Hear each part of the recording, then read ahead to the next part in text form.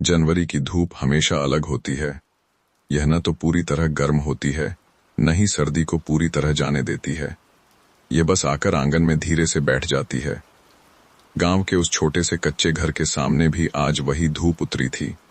मिट्टी के आंगन में कल रात की ओस अभी तक पूरी तरह सूखी नहीं थी।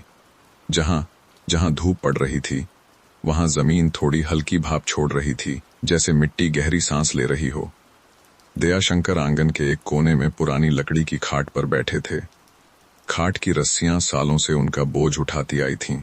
अब वे थोड़ी ढीली हो चुकी थीं, लेकिन दयाशंकर को उनसे कोई शिकायत नहीं थी। उनकी उम्र अब 50 के आसपास थी।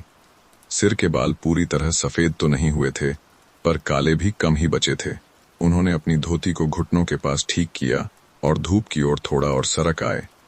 सर्दी आज भी पूरी तरह गई नहीं थी। हवा में हल्की सी चुभन थी, लेकिन दयाशंकर जानते थे अगर इस धूप को पकड़ लिया जाए तो दिन भर शरीर में गर्माहट बनी रहती है। दोस्तों, अब आप जरा ये बताइए कि आप यह कहानी किस गांव या शहर से सुन या देख रहे हैं, और अगर अपने नाम पर कोई कहानी बनवाना चाहते हैं तो अपना नाम कमेंट बॉक्स में जरूर छोड़े। और अगर हमारी कहानी आपको थोड़ा सा भी सुकून देती है तो चैनल को सब्सक्राइब करें और बेल आइकन को प्रेस करें। घर के भीतर से चूल्हे की हल्की आवाज आ रही थी। गीता देवी सुबह से काम में लगी थीं। चूल्हे पर आज भी वही काली सी हांडी चढ़ी थी, जिसमें हर दिन कभी दाल, कभी सब्जी, तो कभी सिर्फ पानी उबलता था। गीता देवी के हाथ रुके नहीं थे। उनकी उम्र भी दयाशंकर के आसपास ही थी, लेकिन उनकी चाल में अब भी फुर्ती थी। ममता उन्हें थकने नहीं देती थी। घर के एक कोने में सचिन एक पुरानी ऊनी स्वेटर पहने जमीन पर बैठा था। स्वेटर कभी किसी और के लिए बुना गया होगा, लेकिन अब सचिन की थी। उसकी बाहें थोड़ी लंबी थीं, लेकिन गीता देवी ने उसे मोड़कर पहनना सिखा दिया था। सचिन चुपचाप जमीन पर लकड़ी की एक छोटी सी गाड़ी चला रहा था। गाड़ी के पहिए टूटे हुए थे, फिर भी वह उसे आगे पीछे करता जा रहा था। उसकी आंखों में कोई शिकायत नहीं थी। बच्चे ऐसे ही होते हैं, उन्हें जो मिल जाए वही पूरा संसार लगता है। गीता देवी ने चूल्हे से हटकर सचिन की ओर देखा। ठंड लग रही है, उन्होंने पूछा। सचिन ने सिर हिला दिया। नहीं, वह झूठ नहीं बोल रहा था। उसे सच में ठंड कम लग रही थी, क्योंकि वह माँ के पास था, और माँ के पास ठंड भी कम लगती है। दयाशंकर ने यह सब देखा। उन्होंने कुछ नहीं कहा, बस हल्की सी सांस ली। उनके मन में कोई भारी बात नहीं थी, लेकिन एक स्थायी चिंता थी कल की। खेत आज भी वहीं थे। गेहूं की फसल धीरे धीरे बढ़ रही थी, लेकिन पानी कम था और मेहनत ज्यादा। दयाशंकर जानते थे किसान का जीवन कभी सीधा नहीं चलता। आज धूप है तो कल ओले पड़ सकते हैं। आज फसल अच्छी लगती है तो कल किसी की नजर लग जाती है। फिर भी उन्होंने कभी शिकायत नहीं की। उन्होंने अपनी जमीन को अपना साथी माना था। थोड़ी देर बाद गीता देवी 2 स्टील के गिलास में चाय लेकर बाहर आईं। चाय आज भी हल्की थी, दूध कम, पानी ज्यादा, लेकिन उसमें ममता की मिठास थी। उन्होंने एक गिलास दयाशंकर की ओर बढ़ाया। दयाशंकर ने गिलास थाम लिया। गिलास की गर्मी उनकी उंगलियों में धीरे धीरे उतर गई। उन्होंने चाय की पहली चुस्की ली। आंखें अपने आप कुछ पल के लिए बंद हो गईं। यह चाय शहर की नहीं थी, यह थकान उतारने वाली थी। सचिन अब मां की गोद में आकर बैठ गया था। गीता देवी उसके बालों में उंगलियां फेर रही थीं। आज खेत जाओगे? उन्होंने दयाशंकर से पूछा। दयाशंकर ने धूप की ओर देखा। हाँ, उन्होंने कहा। धूप निकल आई है। गीता देवी कुछ नहीं बोली। उन्हें पता था जब तक धूप है दयाशंकर खेत जाएंगे। यह कोई मजबूरी नहीं थी, यह आदत थी, जिम्मेदारी थी। सचिन मां की गोद में ऊँघने लगा था। उसकी पलकों पर नींद उतर रही थी। जनवरी की धूप और मां की गोद, इससे अच्छी नींद किसी बच्चे को कहाँ मिलती है। दयाशंकर ने सचिन को देखा। उनकी आंखों में एक धीमी सी मुस्कान आई। वह मुस्कान शब्दों में नहीं थी, वह बस एक एहसास थी कि चाहे जीवन जैसा भी हो, यह पल पूरा है। आंगन में धूप और गहरी हो गई थी, और गांव धीरे धीरे जाग रहा था। सचिन की नींद धीरे धीरे गहरी हो रही थी। उसकी सांसें अब हल्की सी आवाज करने लगी थीं, जैसे कोई छोटा पंछी ठंड से बचने के लिए अपने पंख समेट लेता है। गीता देवी उसे हिलाना नहीं चाहती थीं। उन्होंने बस अपनी गोद को थोड़ा सा और सहेज लिया। मां की गोद कोई जगह नहीं होती, वह एक एहसास होती है, जहां नींद बिना डर के उतर आती है। दयाशंकर खाट से उठे। उन्होंने चाय का गिलास आंगन के कोने में रख दिया और अपने जूते ढूंढने लगे। जूते पुराने थे, उनकी चमक कब की चली गई थी, लेकिन तलवों में अभी भी मजबूती थी। दयाशंकर ने एक जूता पहना, फिर दूसरा। उन्होंने अपने पैरों को जमीन पर हल्का सा जमाया। किसान चलने से पहले जमीन को महसूस करता है। ये आदत सालों में अपने आप बन जाती है। गीता देवी अब भी सचिन को गोद में लिए बैठी थीं। उन्होंने दयाशंकर की ओर देखा। रोटी बांध दूं? उन्होंने पूछा। दयाशंकर ने सिर हिलाया। हाँ, बस इतना ही कहा। गीता देवी धीरे से उठीं। सचिन हल्का सा हिला, लेकिन जागा नहीं। उन्होंने उसे चारपाई पर लिटा दिया।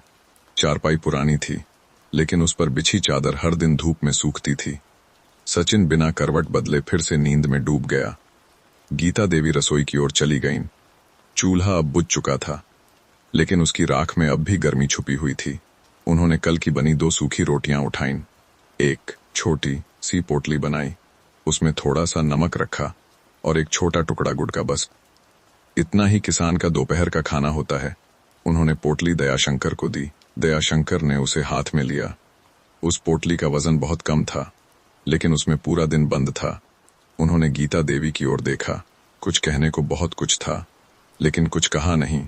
कई बातें शब्द नहीं मांगती। दयाशंकर दरवाजे की ओर बढ़े। दरवाजा लकड़ी का था, उस पर समय के निशान स्पष्ट थे। हर खरोंच किसी न किसी दिन की गवाही थी। उन्होंने दरवाजा खोला। बाहर गांव पूरी तरह जाग चुका था। कहीं से गायों की घंटियों की आवाज आ रही थी, कहीं किसी घर में पानी भरा जा रहा था, कहीं किसी बच्चे के हंसने की आवाज। जनवरी की धूप अब थोड़ी तेज हो चुकी थी, लेकिन हवा अब भी ठंडी थी। दयाशंकर धीरे धीरे गांव की कच्ची पगडंडी पर चल पड़े। उनके कदम जल्दबाजी में नहीं थे। किसान तेज चलना कम ही सीखता है, क्योंकि उसे पता होता है रास्ता खुद ही पूरा हो जाता है। रास्ते में उन्हें रामलाल मिले। रामलाल भी किसान थे, उम्र दयाशंकर से थोड़ी कम। उन्होंने दूर से हाथ हिलाया।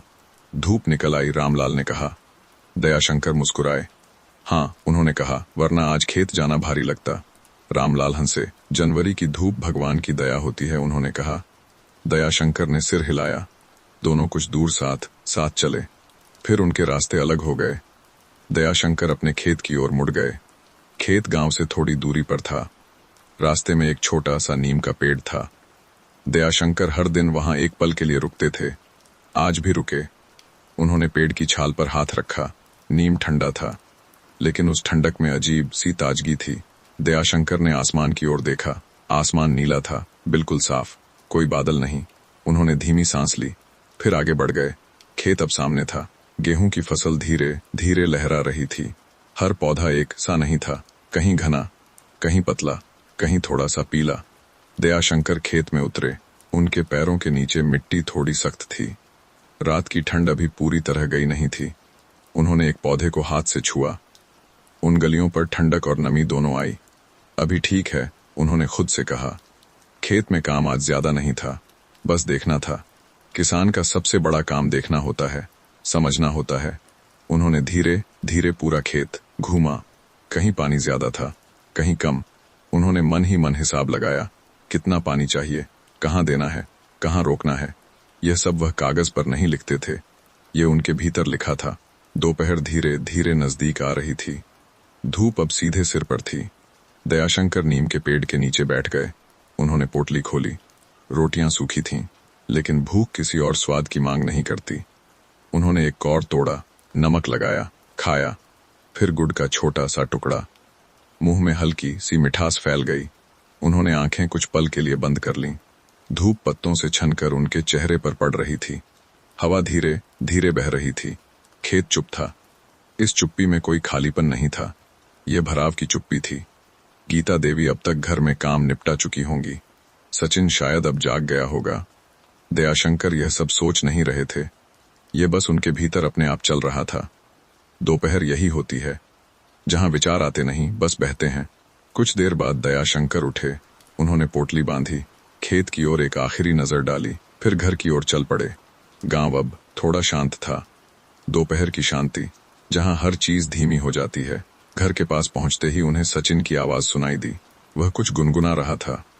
कोई गाना नहीं, बस अपनी ही धुन। दयाशंकर मुस्कुराए। जनवरी की धूप अब ढलने की तैयारी में थी। और दिन अपने आप पूरा हो रहा था। दोपहर अब पूरी तरह अपने बीच में आ चुकी थी। गांव की गलियां खामोश थीं। कच्ची सड़कों पर अब सुबह की हलचल नहीं थी। न बैलों की आवाज, न लोगों की बातचीत। बस कभी कभी किसी घर से बर्तन रखने की धीमी सी आवाज। दयाशंकर घर की ओर लौट रहे थे। उनके कदम अब सुबह से थोड़े भारी थे। दिन चढ़ते चढ़ते शरीर पर काम का असर आ ही जाता है, लेकिन उनके चेहरे पर थकान नहीं थी, सिर्फ एक ठहराव था। घर के दरवाजे के पास पहुंचते ही उन्होंने आंगन में सचिन को देखा। सचिन अब जाग चुका था। वह आंगन में धूप की तरफ पीठ करके बैठा था। उसके सामने कुछ कंकड़ पड़े थे। वह उन्हें लाइन में सजा रहा था, एक के बाद एक। कभी किसी को सीधा करता, कभी किसी को थोड़ा हटाता। उसका पूरा ध्यान उन्हीं कंकड़ों पर था। दयाशंकर रुक गए। उन्होंने सचिन को बुलाया नहीं, बस खड़े होकर उसे देखते रहे। बच्चों को देखते समय वक्त अपने आप धीमा हो जाता है। गीता देवी घर के भीतर कुछ ढूंढ रही थीं। उनके हाथों में एक पुरानी स्टील की थाली थी। थाली थोड़ी मुड़ी हुई थी, लेकिन उसी में रोज का खाना परोसा जाता था। उन्होंने दयाशंकर की आहट सुनी। आ गए, उन्होंने भीतर से पूछा। दयाशंकर ने दरवाजे के पास से जवाब दिया। हाँ। गीता देवी बाहर आईं। उनके चेहरे पर थकान की कोई लकीर नहीं थी, बस काम की आदत थी। उन्होंने दयाशंकर की ओर देखा। खेत में सब ठीक? उन्होंने पूछा। दयाशंकर ने सिर हिलाया। अभी तो, उन्होंने कहा। धूप साथ दे रही है। गीता देवी मुस्कुराईं। धूप उनके लिए भी उम्मीद का एक नाम थी।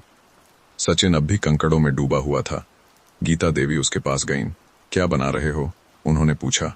सचिन ने कंकड़ों की लाइन की ओर इशारा किया। ये सड़क है, उसने कहा। और ये? गीता देवी ने दूसरी ओर पूछा। घर, सचिन बोला। और ये? उन्होंने आगे पूछा। सचिन थोड़ा रुका, फिर बोला खेत। दयाशंकर ने यह सुना, उनके भीतर कुछ हिल सा गया, बिना कुछ कहे। गीता देवी ने सचिन के सिर पर हाथ फेरा। चल, उन्होंने कहा, हाथ धो ले। सचिन कंकड़ों को जैसा का तैसा छोड़कर उठ खड़ा हुआ। बच्चों के लिए खेल हमेशा अधूरा रहता है, लेकिन उन्हें इससे कोई फर्क नहीं पड़ता। दयाशंकर खाट पर बैठ गए। उन्होंने अपने पैर सीधे किए, जूते उतार दिए। पैरों की थकान अब खुलकर सांस ले रही थी। गीता देवी ने थाली में थोड़ा सा चावल डाला, ऊपर से पतली सी दाल।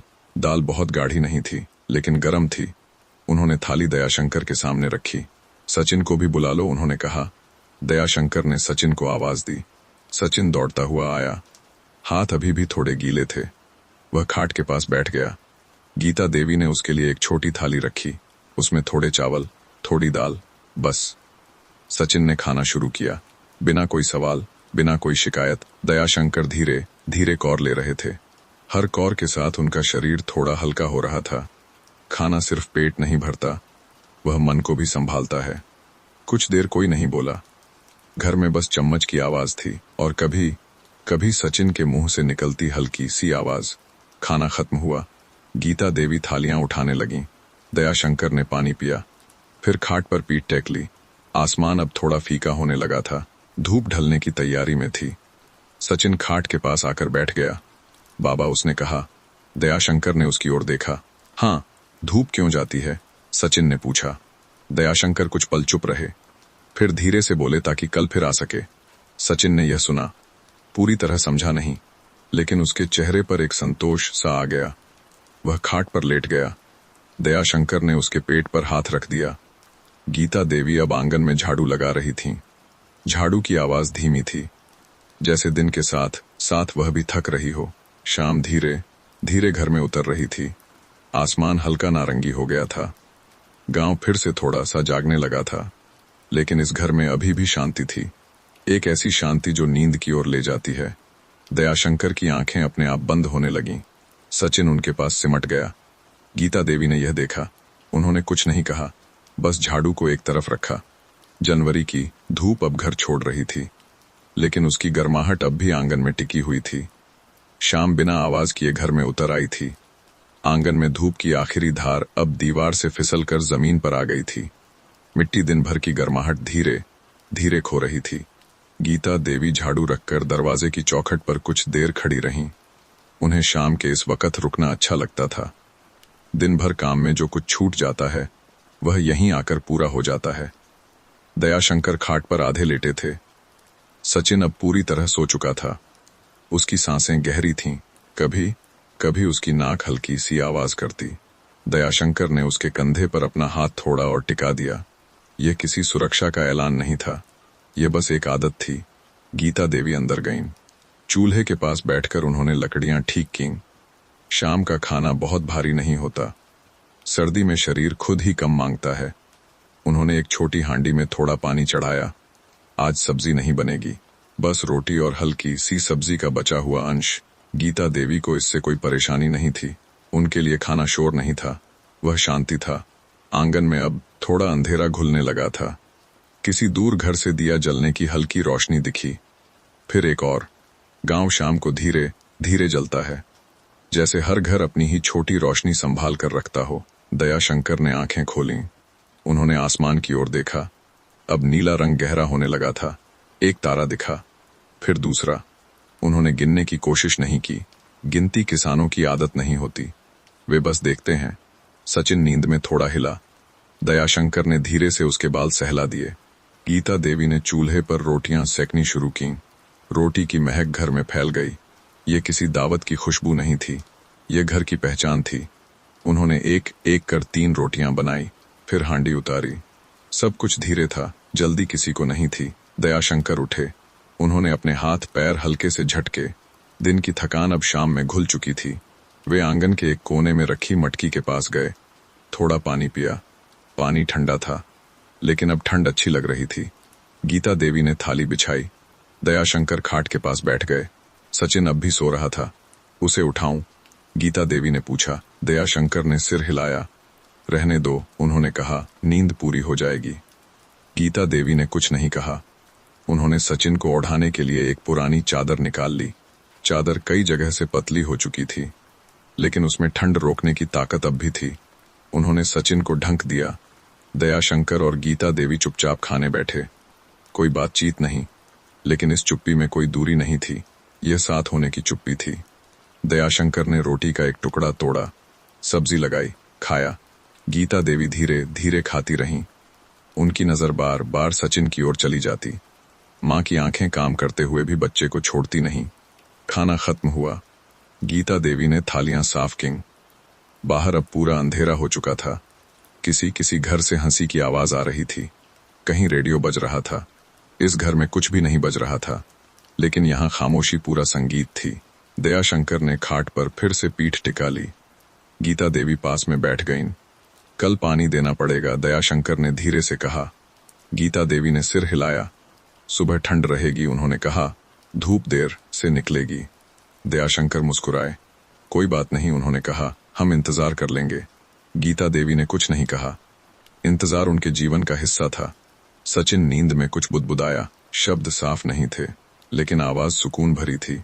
गीता देवी ने उसकी ओर देखा, दयाशंकर ने भी। दोनों कुछ पल बस देखते रहे। बाहर हवा और ठंडी हो गई थी, लेकिन घर के भीतर अब भी दिन की गर्मी बाकी थी। जनवरी की शाम धीरे धीरे रात में बदल रही थी, और यह घर नींद के और पास आ रहा था। रात अब पूरी तरह घर के चारों ओर फैल चुकी थी। आंगन में दिन की सारी आवाजें जैसे किसी ने धीरे से समेट ली हों। अब सिर्फ कभी कभी हवा की सरसराहट थी, या दूर कहीं किसी कुत्ते के भौंकने की आवाज।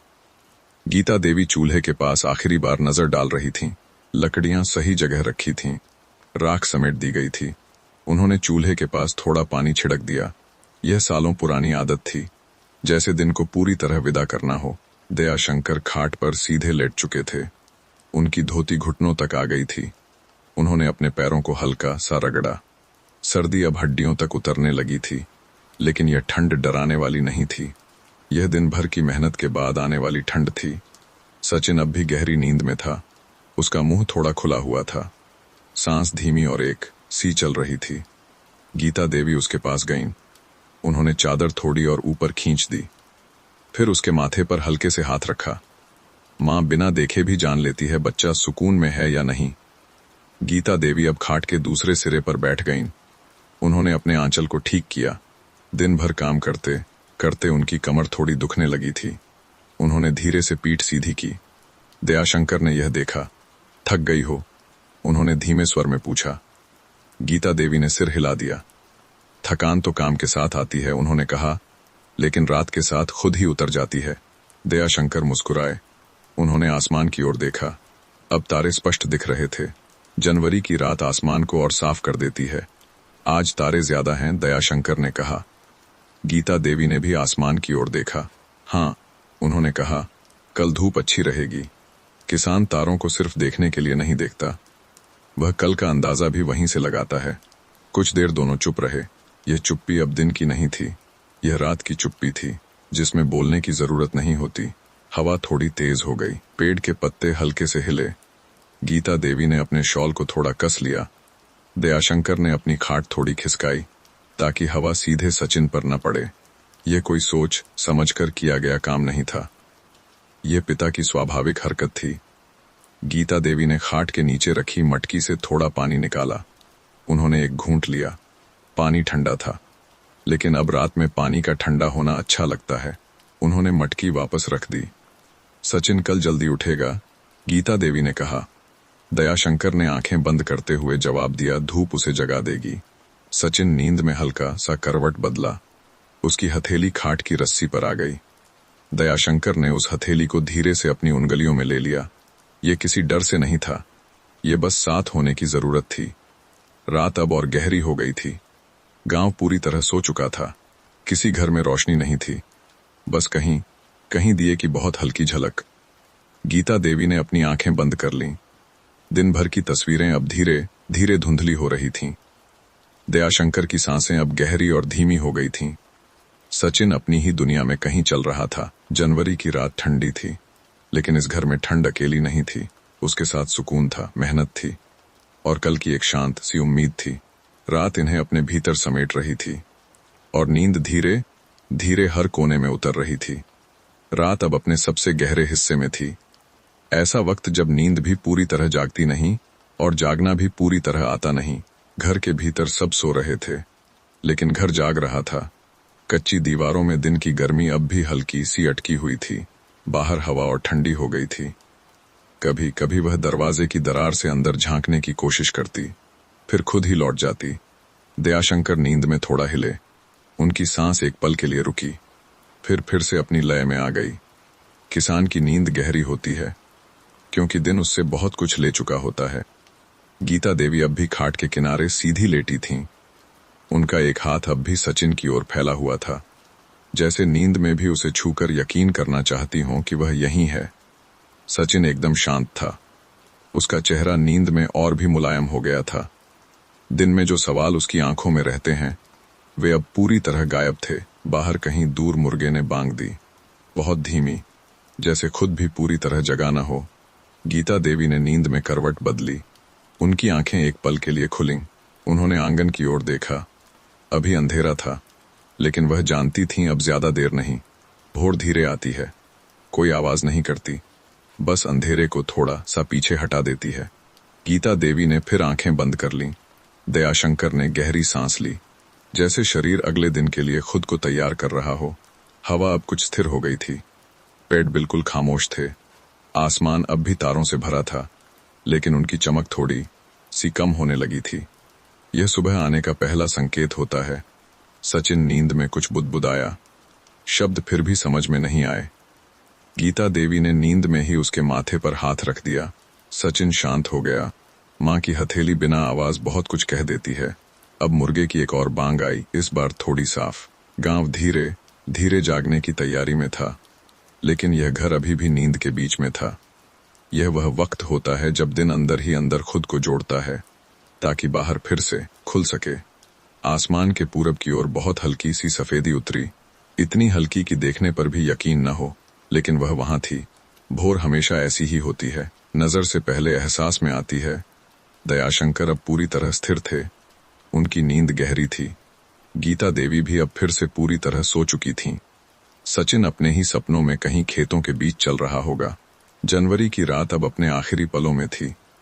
ठंड अब भी थी, लेकिन उसके भीतर सुबह की एक पतली सी रेखा दिखने लगी थी, और यह घर उसी रेखा के साथ साथ अगले दिन की ओर धीरे धीरे सरक रहा था।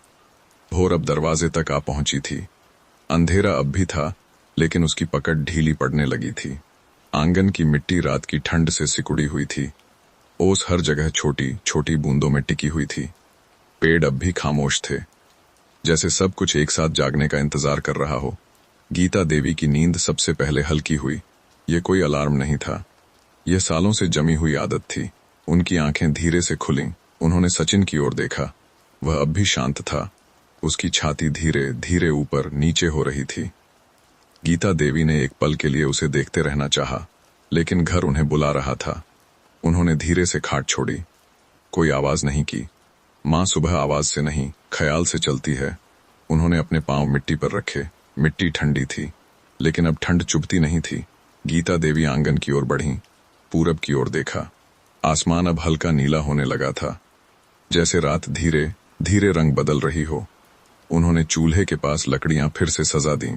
कल की राख अब भी हल्की गर्म थी। उन्होंने फूंक मारी, राख थोड़ी सी हिली, चिंगारी दिखी। बस इतना ही काफी था। गीता देवी ने लकड़ियां डाल दीं। धीरे धीरे आग जागने लगी। चूल्हे की पहली आंच हमेशा नरम होती है, जैसे दिन भी पहले धीरे ही जागता है। उधर दयाशंकर ने नींद में करवट बदली। उनकी नाक में धुएं की हल्की सी गंध पहुंची। यह गंध उन्हें हर सुबह जगाती थी। उन्होंने आंखें खोलीं। आसमान अब दरवाजे की दरार से दिखने लगा था। सुबह हो गई, उन्होंने मन ही मन कहा, लेकिन उठे नहीं। किसान सुबह से भागता नहीं, वह पहले उसे अपने भीतर उतरने देता है। सचिन अब थोड़ा हिला। उसकी आंखें आधी खुलीं, फिर बंद हो गईं। गीता देवी ने चूल्हे पर पानी चढ़ा दिया। आज चाय बनेगी, सुबह की हल्की सी चाय, जिसमें न ज्यादा दूध होता है न ज्यादा पत्ती, बस एक स्वाद जो नींद को धीरे धीरे पीछे हटाता है। आंगन में अब एक मुर्गे की तेज बांग आई, फिर दूसरी। गांव अब जागने लगा था। कहीं खाट खिसकने की आवाज, कहीं दरवाजा खुलने की, कहीं बाल्टी में पानी गिरने की छपाक। दयाशंकर अब उठ बैठे। उन्होंने अपने पैरों को खाट से नीचे रखा। मिट्टी अब भी ठंडी थी, लेकिन दिन की पहली ठंड अलग होती है। यह शरीर को जगाती है। उन्होंने आसमान की ओर देखा। पूरब अब साफ दिख रहा था। सूरज अभी नजर नहीं आया था, लेकिन उसकी मौजूदगी महसूस हो रही थी। गीता देवी ने चाय बनाई। 2 स्टील के गिलास निकाले, एक दयाशंकर के लिए, एक अपने लिए। उन्होंने सचिन को हल्के से हिलाया। उठ जा, उन्होंने कहा धीमे स्वर में। सचिन ने आंखें खोलीं। थोड़ी देर कुछ नहीं बोला, फिर माँ की ओर देखा। सुबह, उसने पूछा। गीता देवी मुस्कुराईं। हाँ, उन्होंने कहा। सचिन खाट पर बैठ गया। उसने आंगन की ओर देखा। धूप अभी नहीं आई थी, लेकिन हवा में कुछ नया था। दयाशंकर ने चाय का पहला घूंट लिया। गरम चाय सीधे सीने तक उतर गई। उन्होंने गहरी सांस ली। आज धूप देर से आएगी, उन्होंने कहा। गीता देवी ने सिर हिलाया। जनवरी है, उन्होंने कहा। ऐसा ही होता है। सचिन चुपचाप चाय को देख रहा था। धूप कब आएगी, उसने पूछा। दयाशंकर ने मुस्कुराकर कहा, जब उसे लगेगा कि हमें उसकी जरूरत है। सचिन ने यह बात पूरी तरह समझी नहीं, लेकिन उसके चेहरे पर एक हल्की सी उत्सुकता आ गई। आंगन में अब रोशनी और बढ़ रही थी। जनवरी की सुबह धीरे धीरे अपने कदम आगे रख रही थी, और यह घर फिर से दिन की लय पकड़ने लगा था। सुबह अब पूरी तरह दरवाजे के भीतर आ चुकी थी। आंगन में रोशनी फैल गई थी, लेकिन धूप अब भी दिखाई नहीं दे रही थी। हवा ठंडी थी, ऐसी ठंड जो चुभती नहीं, बस याद दिलाती है कि जनवरी अभी गई नहीं। गीता देवी चूल्हे के पास बैठी थीं।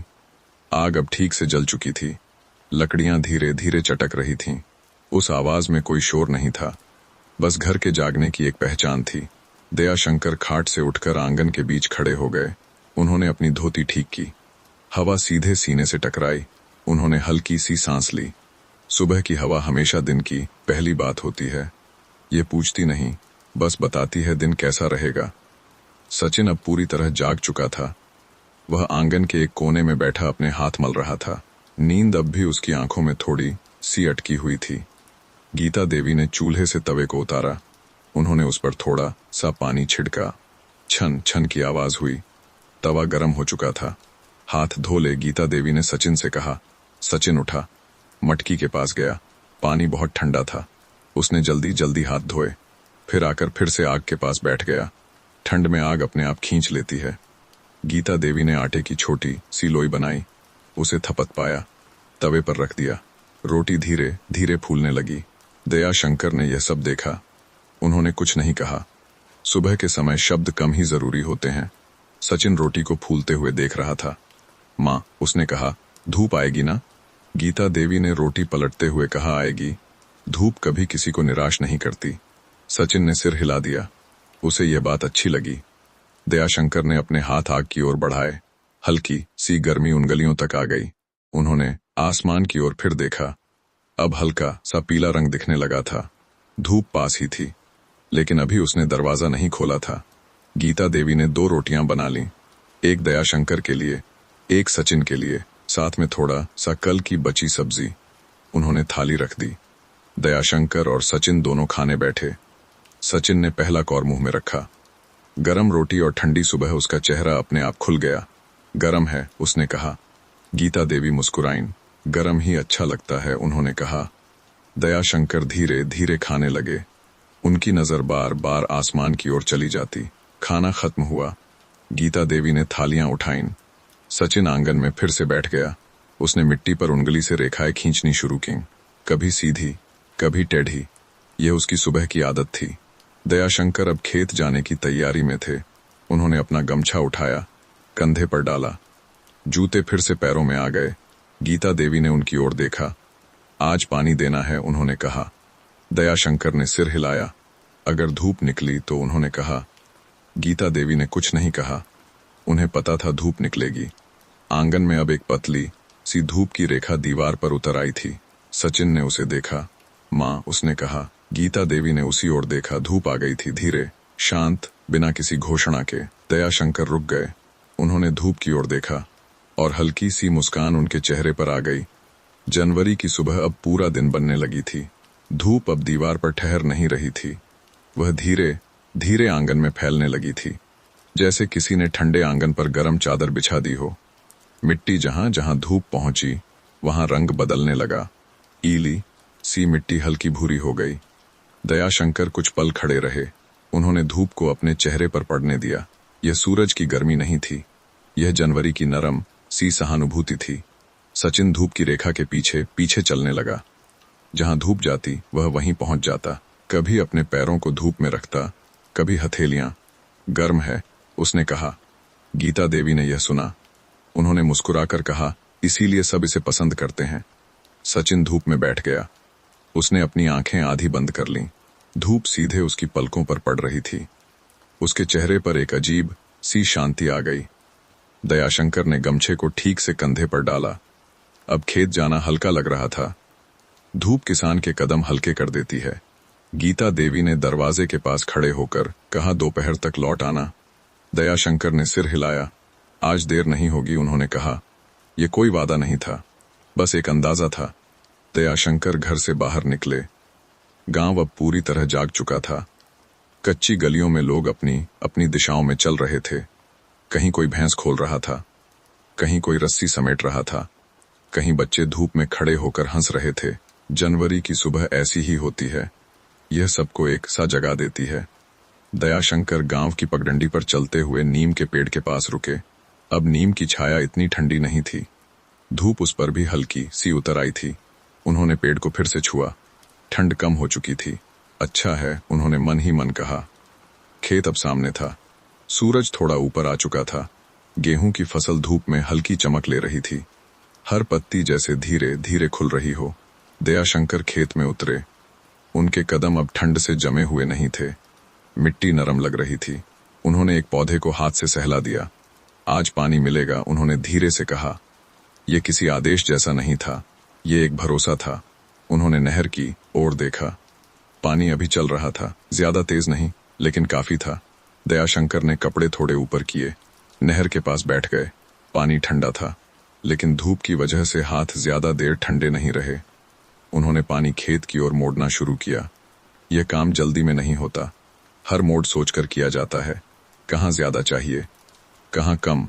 धूप धीरे धीरे उनकी पीठ पर आने लगी। अब ठंड पूरी तरह पीछे हट रही थी। शरीर गर्म होने लगा, लेकिन पसीना अभी नहीं आया था। यह सबसे अच्छा वक्त होता है। गीता देवी घर में अब अपने काम में लगी थीं। उन्होंने आंगन में कुछ अनाज धूप में डाल दिया। अनाज भी धूप का इंतजार करता है। सचिन पास ही बैठा था। वह अनाज के दानों को देख रहा था। कभी एक दाना उठाता, कभी दूसरा। उसकी उंगलियों में धूप चिपकी हुई थी। माँ, उसने कहा, धूप खेल रही है। गीता देवी ने अनाज पर नजर डालते हुए कहा, धूप काम करती है। सचिन को यह बात अलग लगी। उसने फिर से धूप को देखा। उसके लिए धूप अब भी खेल ही थी। दोपहर धीरे धीरे करीब आ रही थी। धूप अब आंगन में पूरी तरह फैल चुकी थी। खेत में दयाशंकर पानी का काम पूरा कर चुके थे। उन्होंने सीधे खड़े होकर कमर सीधी की, एक गहरी सांस ली। धूप अब उनके साथ थी और दिन पूरी तरह खुल चुका था। दोपहर अब अपने पूरे रंग में थी। धूप सिर के ऊपर आकर ठहर गई थी, लेकिन जनवरी की धूप कभी भार नहीं बनती। वह बस शरीर को याद दिलाती है कि ठंड पीछे छूट चुकी है। दयाशंकर खेत के बीच खड़े थे। पानी अब धीरे धीरे मिट्टी में समा रहा था। जहां जहां पानी पहुंचा वहां मिट्टी का रंग गहरा हो गया। यह रंग दयाशंकर को अच्छा लगता था। यह मेहनत के फल का पहला संकेत होता है। उन्होंने चारों ओर नजर घुमाई। खेत शांत था, सिर्फ पानी की हल्की सी आवाज और दूर कहीं किसी पक्षी की चीख। दयाशंकर ने अपने गमछे से माथा पोंछा। हल्की सी नमी आ गई थी। यह पसीना नहीं था, यह बस काम की गर्माहट थी। उन्होंने नहर के पास बैठकर पोटली खोली। आज गीता देवी ने रोटियां और थोड़ा सा नमक बांधा था। एक छोटा गुड़ का टुकड़ा भी था। दयाशंकर ने रोटी का एक कौर तोड़ा, नमक लगाया, मुंह में रखा।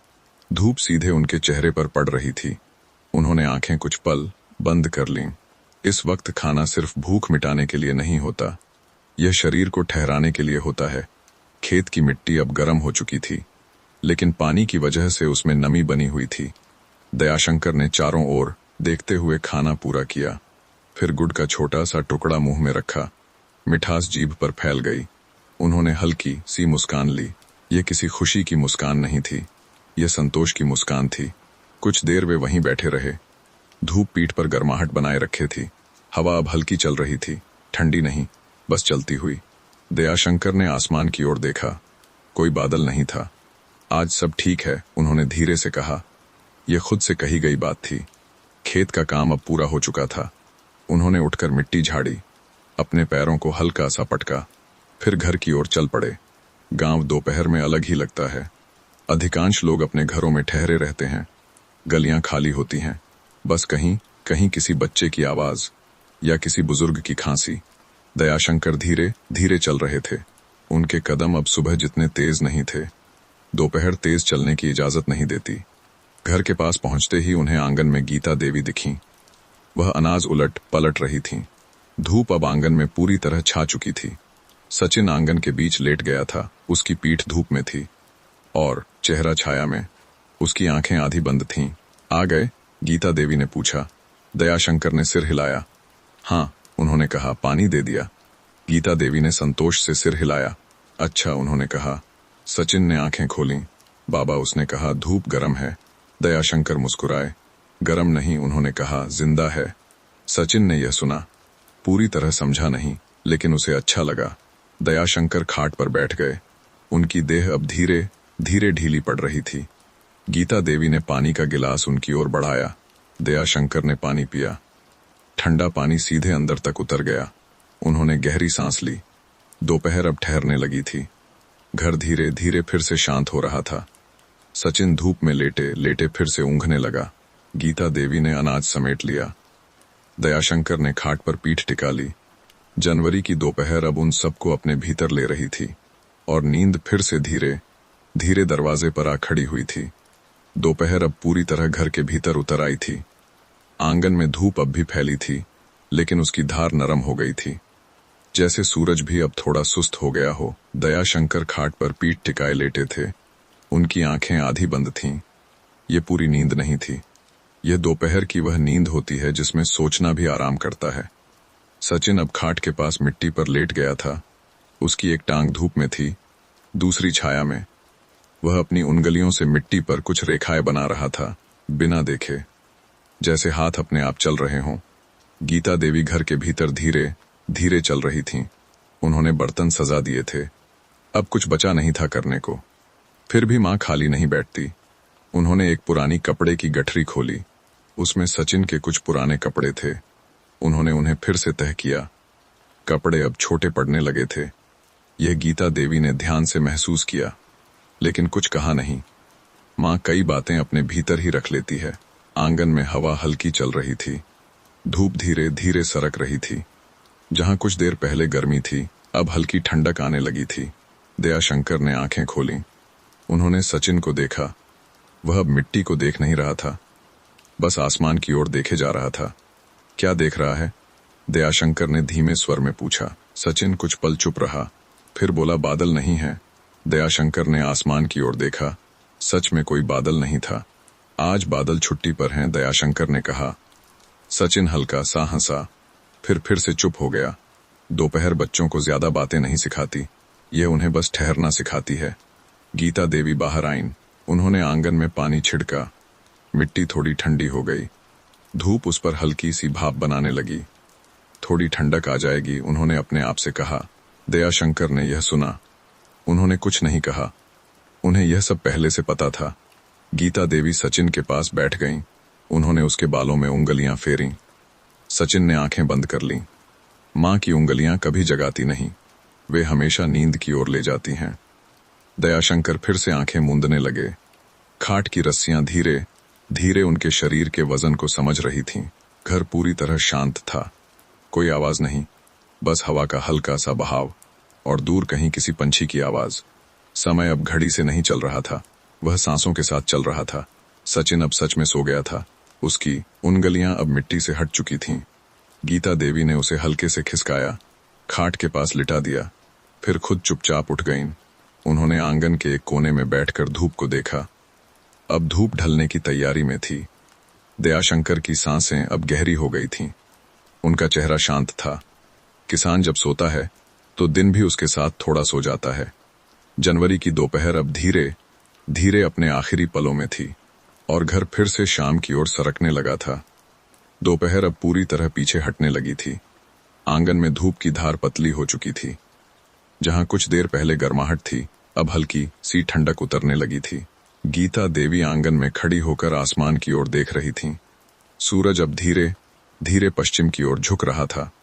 उसकी रोशनी अब तेज नहीं थी, बस एक नरम सा पीला रंग चारों तरफ फैल रहा था। दयाशंकर की नींद अपने आप खुल गई। दोपहर की नींद हमेशा अचानक टूटती है, बिना किसी आवाज के। उन्होंने आंखें खोलीं, थोड़ा सा खुद को समेटा, फिर खाट पर बैठ गए। सचिन अब भी सो रहा था। उसकी सांसें गहरी थीं। दिन की सारी थकान जैसे उसके भीतर घुल चुकी थी। दयाशंकर ने धीरे से उसके माथे को देखा। पसीना नहीं था। यह देखकर उन्हें सुकून मिला। गीता देवी ने चूल्हे की ओर रुख किया। शाम की तैयारी अब शुरू हो रही थी। उन्होंने लकड़ियां इकट्ठी कीं। आग फिर से जगाने की तैयारी में थी। शाम दिन और रात के बीच का वक्त होती है। इसमें सब कुछ थोड़ा सा धीमा हो जाता है। दयाशंकर खाट से उठकर आंगन में चहलकदमी करने लगे। उनके पैरों के नीचे मिट्टी अब ठंडी लग रही थी। उन्होंने अपने कंधों को हल्का सा घुमाया। कमर में थोड़ा खिंचाव था, लेकिन यह दर्द नहीं था। यह दिन भर के काम की याद थी। गीता देवी ने चूल्हा जला दिया। आग धीरे धीरे तेज होने लगी। लकड़ियों की चटक घर में फिर से गूंजने लगी। यह आवाज सचिन को अक्सर जगा देती थी। आज भी उसने नींद में करवट बदली, फिर आंखें धीरे से खोल दी। शाम, उसने धीमी आवाज में पूछा। गीता देवी मुस्कुराईं। हाँ, उन्होंने कहा। शाम आ गई। सचिन उठकर बैठ गया। उसकी आंखों में अब भी नींद का हल्का सा पर्दा था, लेकिन भूख धीरे धीरे जगने लगी थी। दयाशंकर ने सचिन की ओर देखा। ठंड लग रही? उन्होंने पूछा। सचिन ने सिर हिलाया। थोड़ी। गीता देवी ने एक पुराना स्वेटर निकाल दिया। वह सचिन को पहना दिया। स्वेटर थोड़ा ढीला था, लेकिन गर्म था। सचिन ने अपने हाथ स्वेटर की आस्तीन में छुपा लिए। चूल्हे पर रोटी सेकी जाने लगी। उसकी महक फिर से घर में फैल गई। शाम की रोटी अलग होती है। दिन की थकान उसमें अपने आप घुली होती है। दयाशंकर आंगन के एक कोने में बैठ गए। आसमान अब हल्का नारंगी हो गया था। कुछ पंछी अपने अपने घोंसलों की ओर लौट रहे थे। उनकी उड़ान तेज नहीं थी, बस दिन को समेटने वाली थी। गीता देवी ने रोटियां तैयार कर लीं, थाली बिछाई। आ जाओ, उन्होंने कहा। दयाशंकर और सचिन दोनों पास आ गए। तीनों चुपचाप बैठे। बातें अब जरूरी नहीं थीं। दिन अपने आप पूरा हो रहा था। शाम धीरे धीरे रात में ढलने लगी थी। घर फिर से सिमट रहा था और नींद फिर से अपने रास्ते तलाशने लगी थी। शाम अब पूरी तरह अपने अंतिम रंग में थी। आसमान का नारंगीपन धीरे धीरे गाढ़ा होता जा रहा था, जैसे दिन रात को अपने हाथों से सौंप रहा हो। आंगन में अब धूप नहीं थी, उसकी जगह हल्की ठंडक बस गई थी। मिट्टी दिन भर की गर्माहट छोड़कर फिर से ठंडी सांस लेने लगी थी। गीता देवी रोटियां थाली में सजा चुकी थीं, थोड़ी सी सब्जी और एक कटोरी में पतली दाल। ये कोई खास भोजन नहीं था, लेकिन दिन भर की मेहनत के बाद यही सबसे बड़ा सहारा होता है। दयाशंकर थाली के पास बैठे। उनकी चाल अब सुबह जैसी सीधी नहीं थी, शाम शरीर को धीरे धीरे झुका देती है। सचिन भी थाली के पास आ बैठा। स्वेटर के भीतर उसका शरीर अब थोड़ा गर्म हो चुका था। उसने पहला कौर मुंह में रखा। रोटी गर्म थी, दाल हल्की थी।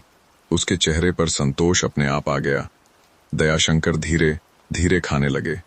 उनका मन अब खेत में नहीं था, वह घर में था। गीता देवी चुपचाप दोनों को खिलाती रहीं। माँ खाते समय खुद कम ही खाती है, उसकी नजर दूसरों की थाली पर ज्यादा रहती है। खाना खत्म हुआ। गीता देवी ने थालियां उठाईं। बाहर अब अंधेरा पूरी तरह उतर चुका था।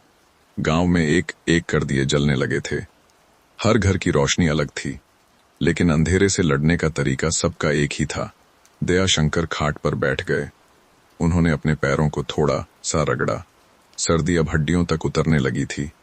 गीता देवी ने एक पुरानी रजाई निकाली। उसे धूप में अच्छी तरह सुखाया गया था। उन्होंने रजाई खाट पर बिछा दी। सचिन अब खाट पर चढ़ गया। वह रजाई को अपने ऊपर खींचने लगा। पूरा ढक ले, गीता देवी ने कहा। सचिन ने सिर हिलाया।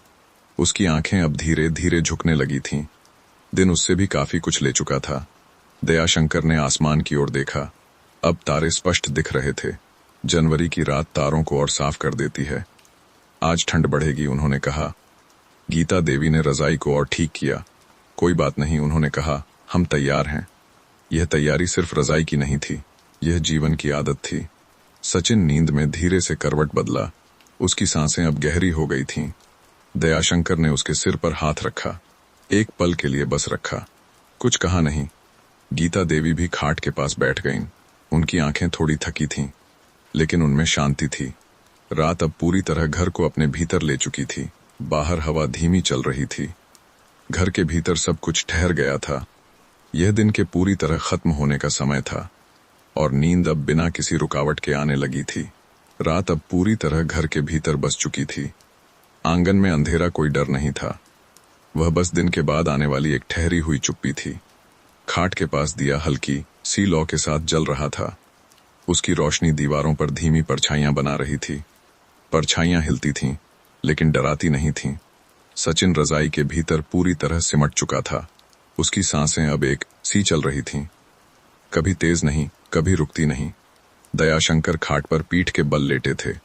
उन्होंने रजाई अपने पैरों तक खींच ली थी। ठंड अब पैरों से चढ़ती है। यह वह ठंड होती है जो चलते फिरते महसूस नहीं होती, बस लेटते ही याद आती है। गीता देवी खाट के दूसरे सिरे पर बैठी थीं। उन्होंने दिए की लौ देखी, फिर रजाई के किनारे ठीक किए। माँ सोने से पहले घर को फिर से जांचती है, जैसे नींद भी तभी आती है जब सब ठीक हो। दयाशंकर ने धीमी आवाज में कहा, आज दिन अच्छा गया। गीता देवी ने सिर हिलाया। धूप थी, उन्होंने कहा, इसलिए। दयाशंकर मुस्कुराए। कभी कभी एक वजह काफी होती है। कुछ देर दोनों चुप रहे। यह ऐसी चुप्पी थी जिसमें अकेलापन नहीं था, बस साथ था। दिए की लौ हल्की सी कांपी। हवा दरवाजे की दरार से अंदर आई। गीता देवी ने रजाई को और कस दिया। सचिन नींद में हल्का सा बुदबुदाया। कोई शब्द समझ में नहीं आया, लेकिन आवाज शांत थी। दयाशंकर ने अपनी हथेली सचिन की ओर बढ़ा दी, बिना देखे। यह आदत कभी जाती नहीं। गीता देवी ने अब दिया बुझाया। घर अंधेरे में डूब गया, लेकिन यह अंधेरा पूरा नहीं था। यह सुरक्षा वाला अंधेरा था। बाहर कुत्तों के भौंकने की दूर की आवाज आई, फिर चुप्पी। दयाशंकर ने आंखें धीरे से बंद कर लीं। उनकी सांसें अब लंबी और गहरी होने लगीं। दिन पूरी तरह उनके भीतर ठहर चुका था। गीता देवी भी अब लेट गईं। उनका एक हाथ अब भी सचिन की ओर फैला था, जैसे नींद में भी ममता जागती रहती हो। रात अब सब कुछ अपने भीतर समेट चुकी थी। ठंड अब तेज थी, लेकिन रजाई के भीतर गर्मी थी, और उस गर्मी के भीतर भरोसा था। कल फिर से सुबह आएगी, धूप फिर से दरवाजा खटखटाएगी, और यह घर फिर से जागेगा। इसी भरोसे के साथ नींद और गहरी हो गई। रात अब बहुत गहरी हो चुकी थी, ऐसी गहराई जिसमें हर आवाज अपने आप धीमी हो जाती है। घर के बाहर हवा कभी कभी हल्की सी सरसराती, फिर से शांत हो जाती। दिया बुझ चुका था। अब रोशनी किसी लौ से नहीं, सिर्फ आदत से थी। खाट घर के बीच बिल्कुल स्थिर थी, जैसे दिन भर का सारा भार अब उसे सौंप दिया गया हो। दयाशंकर गहरी नींद में थे। उनका चेहरा अब पूरी तरह शांत था। दिन में जो लकीरें माथे पर उभर आती हैं, वे नींद में गायब हो जाती हैं। किसान सोते वक्त हल्का हो जाता है। गीता देवी भी अब नींद में थीं। उनकी सांसें धीमी थीं, लेकिन उनका हाथ अब भी सचिन की ओर फैला हुआ था, जैसे नींद भी बच्चे को अकेला न छोड़ना चाहती हो। सचिन रजाई के भीतर सिमटा हुआ था। उसकी नाक कभी कभी हल्की आवाज करती। यह नींद की सबसे सुरक्षित आवाज होती है। बाहर आसमान तारों से भरा था। जनवरी की रात तारों को बहुत पास ले आती है, जैसे वे गांव के ऊपर झुक आए हों। कहीं दूर फिर से कुत्ते के भौंकने की आवाज आई। इस बार कोई जवाब नहीं मिला। गांव अब पूरी तरह सो चुका था। यह वह समय होता है जब समय भी थोड़ी देर के लिए रुक जाता है। घड़ी चलती रहती है, लेकिन महसूस नहीं होती। दयाशंकर नींद में थोड़ा हिले, फिर से स्थिर हो गए, जैसे कोई सपना आकर चुपचाप चला गया हो। गीता देवी ने नींद में करवट बदली। रजाई थोड़ी सी खिसकी। उन्होंने अनजाने में उसे फिर से ठीक कर लिया। यह सोच समझकर किया गया काम नहीं था। यह सालों की ममता का अभ्यास था। सचिन अब और गहराई में सो गया था। उसकी सांसें अब बहुत हल्की लग रही थीं, जैसे वह किसी शांत खेत के बीच लेट गया हो। बाहर हवा अब और ठंडी हो गई थी, लेकिन घर के भीतर अब भी दिन की हल्की गर्मी बाकी थी। यह मिट्टी की दीवारों की खासियत होती है। वे ठंड को धीरे धीरे अंदर आने देती हैं। घर खुद समय की तरह चलता है, न तेज न धीमा, बस अपने हिसाब से। रात अब अपने अंतिम पहर की ओर बढ़ रही थी। अभी सुबह दूर थी, लेकिन उसका रास्ता यहीं से शुरू होता है। दयाशंकर और गीता देवी दोनों इस बात को बिना जाने समझते थे, इसलिए उनकी नींद गहरी थी, बिना डर, बिना जल्दी, बस भरोसे से भरी। और इसी भरोसे के साथ जनवरी की यह रात धीरे धीरे खुद को समेट रही थी। रात अब अपने आखिरी हिस्से में धीरे धीरे सरक रही थी। यह वह वक्त होता है जब अंधेरा थोड़ा थक जाता है और सुबह अभी दिखती नहीं, लेकिन महसूस होने लगती है। घर के भीतर अब भी सब सो रहे थे, लेकिन नींद अब पहले जैसी गहरी नहीं थी। वह हल्की हल्की सांसों में बदलने लगी थी। दयाशंकर नींद में धीरे से सांस लेते छोड़ते थे। उनकी छाती लय में ऊपर नीचे हो रही थी। यह थकी हुई लेकिन संतुष्ट सांसों की लय थी। गीता देवी ने नींद में हल्का सा करवट बदली। उनकी पेशानी कुछ पल के लिए सिकुड़ी, फिर ढीली पड़ गई। शायद कोई सपना आया था, या शायद कल की कोई छोटी सी चिंता बस छूकर चली गई थी। सचिन अब पूरी तरह शांत था। उसकी उंगलियां रजाई के किनारे फंसी हुई थीं, जैसे नींद में भी वह कुछ थामे रखना चाहता हो। बाहर हवा अब बहुत धीमी हो गई थी। पेड़ बिल्कुल स्थिर थे। पत्ते अब हिल नहीं रहे थे। यह रात का सबसे स्थिर पल होता है, जहां हर चीज एक साथ रुक जाती है। कहीं दूर मुर्गे ने एक बार फिर बांग दी। इस बार आवाज थोड़ी साफ थी, लेकिन अभी भी पूरा भरोसा नहीं दिलाती थी। यह सुबह की पहली अधूरी आवाज थी। गीता देवी की आंखें हल्की सी खुलीं। उन्होंने सचिन की ओर देखा। वह अब भी सुरक्षित था। उन्होंने फिर आंखें बंद कर लीं। माँ सुबह से पहले एक बार जरूर देखती है। ये घड़ी देखने की जरूरत नहीं होती। दयाशंकर ने नींद में गहरी सांस ली। उनके चेहरे पर कोई शिकन नहीं थी। दिन उनसे जो मांगता था वह दे चुके थे, इसलिए रात उनसे कुछ नहीं मांग रही थी। आसमान अब भी अंधेरा था, लेकिन तारों की चमक थोड़ी सी कम होने लगी थी। यह संकेत होता है दिन अंदर ही अंदर तैयार हो रहा है। सचिन नींद में हल्का सा हिला, फिर से शांत हो गया। उसकी सांसें अब और धीमी लग रही थीं, जैसे वह किसी बहुत शांत जगह पर पहुंच गया हो। घर अब पूरी तरह खामोश था। कोई आवाज नहीं, कोई हरकत नहीं, बस 3 सांसें, 3 जिंदगियां, एक ही लय में। रात अब अपनी पकड़ ढीली करने लगी थी। अभी सुबह दूर थी, लेकिन अब उसके आने का रास्ता खुल चुका था, और यह घर बिना जाने उसी रास्ते पर धीरे धीरे आगे बढ़ रहा था। रात अब धीरे धीरे पीछे हटने लगी थी। अंधेरा अब पहले जैसा घना नहीं रहा था।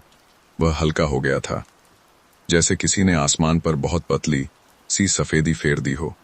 यह भोर की पहली सांस होती है, जिसे देखने से पहले महसूस किया जाता है। आंगन की मिट्टी अब ठंड से कड़ी हो चुकी थी। ओस उस पर मोती की तरह जमी हुई थी। हर बूंद चुपचाप अपनी जगह टिकी थी। घर के भीतर अब भी तीनों नींद में थे, लेकिन नींद अब उसी तरह गहरी नहीं थी। वह थोड़ी सी हिलने लगी थी। दयाशंकर ने नींद में गहरी सांस ली, जैसे शरीर अपने आप समझ गया हो कि दिन पास आ रहा है।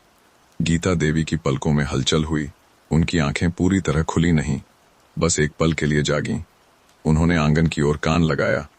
कोई आवाज नहीं, बस एक सन्नाटा। लेकिन यह रात का सन्नाटा नहीं था, यह सुबह का पहला सन्नाटा था। सचिन अब भी रजाई में सिमटा था। उसकी नाक से हल्की सी गर्म सांस निकल रही थी। ठंडी रात में यह गर्म सांस सबसे भरोसेमंद चीज होती है। बाहर कहीं दूर एक चिड़िया बोली, बहुत धीमे, जैसे खुद भी पूरी तरह जागी न हो। गीता देवी ने यह आवाज सुनी। उनकी आंखें अब पूरी तरह खुल गईं। उन्होंने एक पल छत की ओर देखा, फिर सचिन की ओर। सब ठीक था। उन्होंने धीरे से खाट छोड़ी, पांव मिट्टी पर पड़े। ठंड सीधे तलवों तक चली गई, लेकिन यह ठंड अब चुभी नहीं। यह दिन की शुरुआत थी। गीता देवी आंगन में आईं, पूरब की ओर देखा। आसमान अब हल्का नीला होने लगा था। तारे धीरे धीरे गायब हो रहे थे, जैसे अपना काम पूरा करके लौट रहे हों। उन्होंने चूल्हे के पास लकड़ियां फिर से सजा दीं। कल की राख अब भी गर्म थी। उसमें हाथ डालते ही हल्की सी गर्माहट महसूस हुई। उन्होंने हल्की फूंक मारी। एक चिंगारी दिखी, बस इतना ही काफी था। घर के भीतर दयाशंकर अब करवट बदल चुके थे। उनकी नींद टूटने वाली थी। यह हर सुबह ऐसे ही होता था। किसान घड़ी से नहीं जागता, वह मिट्टी की सांसों से जागता है। सचिन ने नींद में हल्का सा मुंह बनाया, फिर से सीधा हो गया। शायद ठंडी हवा उसके चेहरे को छू गई थी। गीता देवी ने चूल्हे में लकड़ी डाली। आग धीरे धीरे जागने लगी। पहली आंच हमेशा शांत होती है, जैसे दिन भी पहले धीरे ही खुलता है। आंगन में अब मिट्टी की सौंधी खुशबू फैलने लगी। ओस और आग की गर्मी मिलकर एक अलग ही खुशबू बना देती हैं। यह गांव की सुबह की पहचान होती है। दयाशंकर ने आंखें खोल दीं। उन्होंने गीता देवी को चूल्हे के पास देखा। भोर हो गई, उन्होंने धीमी आवाज में पूछा। गीता देवी ने मुस्कुराकर कहा, हाँ, सिर्फ इतना ही। इस एक शब्द में पूरा दिन छुपा हुआ था। सचिन अब आंखें मलने लगा था। नींद धीरे धीरे उससे छूट रही थी। आंगन में अब सुबह अपने पांव रख चुकी थी। धूप अभी दूर थी, लेकिन दिन पूरी तरह जागने लगा था। सुबह अब घर के भीतर पूरी तरह आ चुकी थी। आंगन में हल्की रोशनी फैल गई थी। अभी धूप नहीं थी, लेकिन अंधेरा अब याद भर रह गया था। गीता देवी चूल्हे के पास बैठी थीं। आग अब ठीक से जलने लगी थी। लकड़ियों की चटक सुबह की पहली साफ आवाज थी। यह ऐसी आवाज होती है जो नींद को डराती नहीं, बस धीरे से हटा देती है। दयाशंकर खाट पर बैठ चुके थे। उन्होंने अपनी पीठ सीधी की। रात की जमी हुई थकान अब धीरे धीरे खुल रही थी। उन्होंने आंगन की ओर देखा। मिट्टी ओस से भीगी हुई थी। जहां जहां कोई चला नहीं था, वहां बूंदें अब भी जमी थीं। सचिन अब पूरी तरह जाग चुका था। वह खाट के किनारे बैठा अपने पांव हिला रहा था। नींद अब भी उसकी आंखों में थोड़ी सी अटकी हुई थी। ठंड लग रही? दयाशंकर ने पूछा। सचिन ने सिर हिलाया। थोड़ी, उसने कहा। गीता देवी ने पीछे मुड़कर देखा। आग के पास आ जाओ, उन्होंने कहा। सचिन उठकर चूल्हे के पास बैठ गया। आग की गर्माहट उसके चेहरे पर आ गई। उसने हथेलियां आग की ओर फैला दीं। गीता देवी ने पानी चढ़ाया। चाय की तैयारी शुरू हो गई थी। सुबह की चाय हमेशा दिन की पहली बात होती है। ये पूछती नहीं कि दिन कैसा होगा, बस इतना कहती है, अब दिन शुरू हो रहा है। दयाशंकर ने अपने गमछे को कंधे पर डाल लिया। उन्होंने जूते पास खिसकाए। अभी पहनने की जल्दी नहीं थी, पहले चाय। सचिन चूल्हे के पास बैठा आग को घूर रहा था। उसकी आंखों में चमक अब पूरी तरह आ गई थी। बाबा, उसने कहा, आज खेत जाओगे? दयाशंकर ने मुस्कुराकर कहा, जाना ही पड़ेगा। यह मजबूरी नहीं थी, यह जीवन की लय थी। गीता देवी ने चाय बनाई। 2 स्टील के गिलास, एक दयाशंकर के लिए, एक अपने लिए। सचिन के लिए चाय नहीं थी, उसके लिए दूध को थोड़ा उबालकर अलग रख दिया गया। गीता देवी ने दूध सचिन की ओर बढ़ाया। धीरे पीना, उन्होंने कहा। सचिन ने दोनों हाथों से गिलास पकड़ा। गरम दूध भाप छोड़ रहा था। उसने फूंक मारकर एक घूंट लिया। गरम है, उसने कहा। गीता देवी ने हंसते हुए कहा, सुबह ऐसा ही होता है। दयाशंकर ने चाय का पहला घूंट लिया। गरम चाय सीधे सीने तक उतर गई।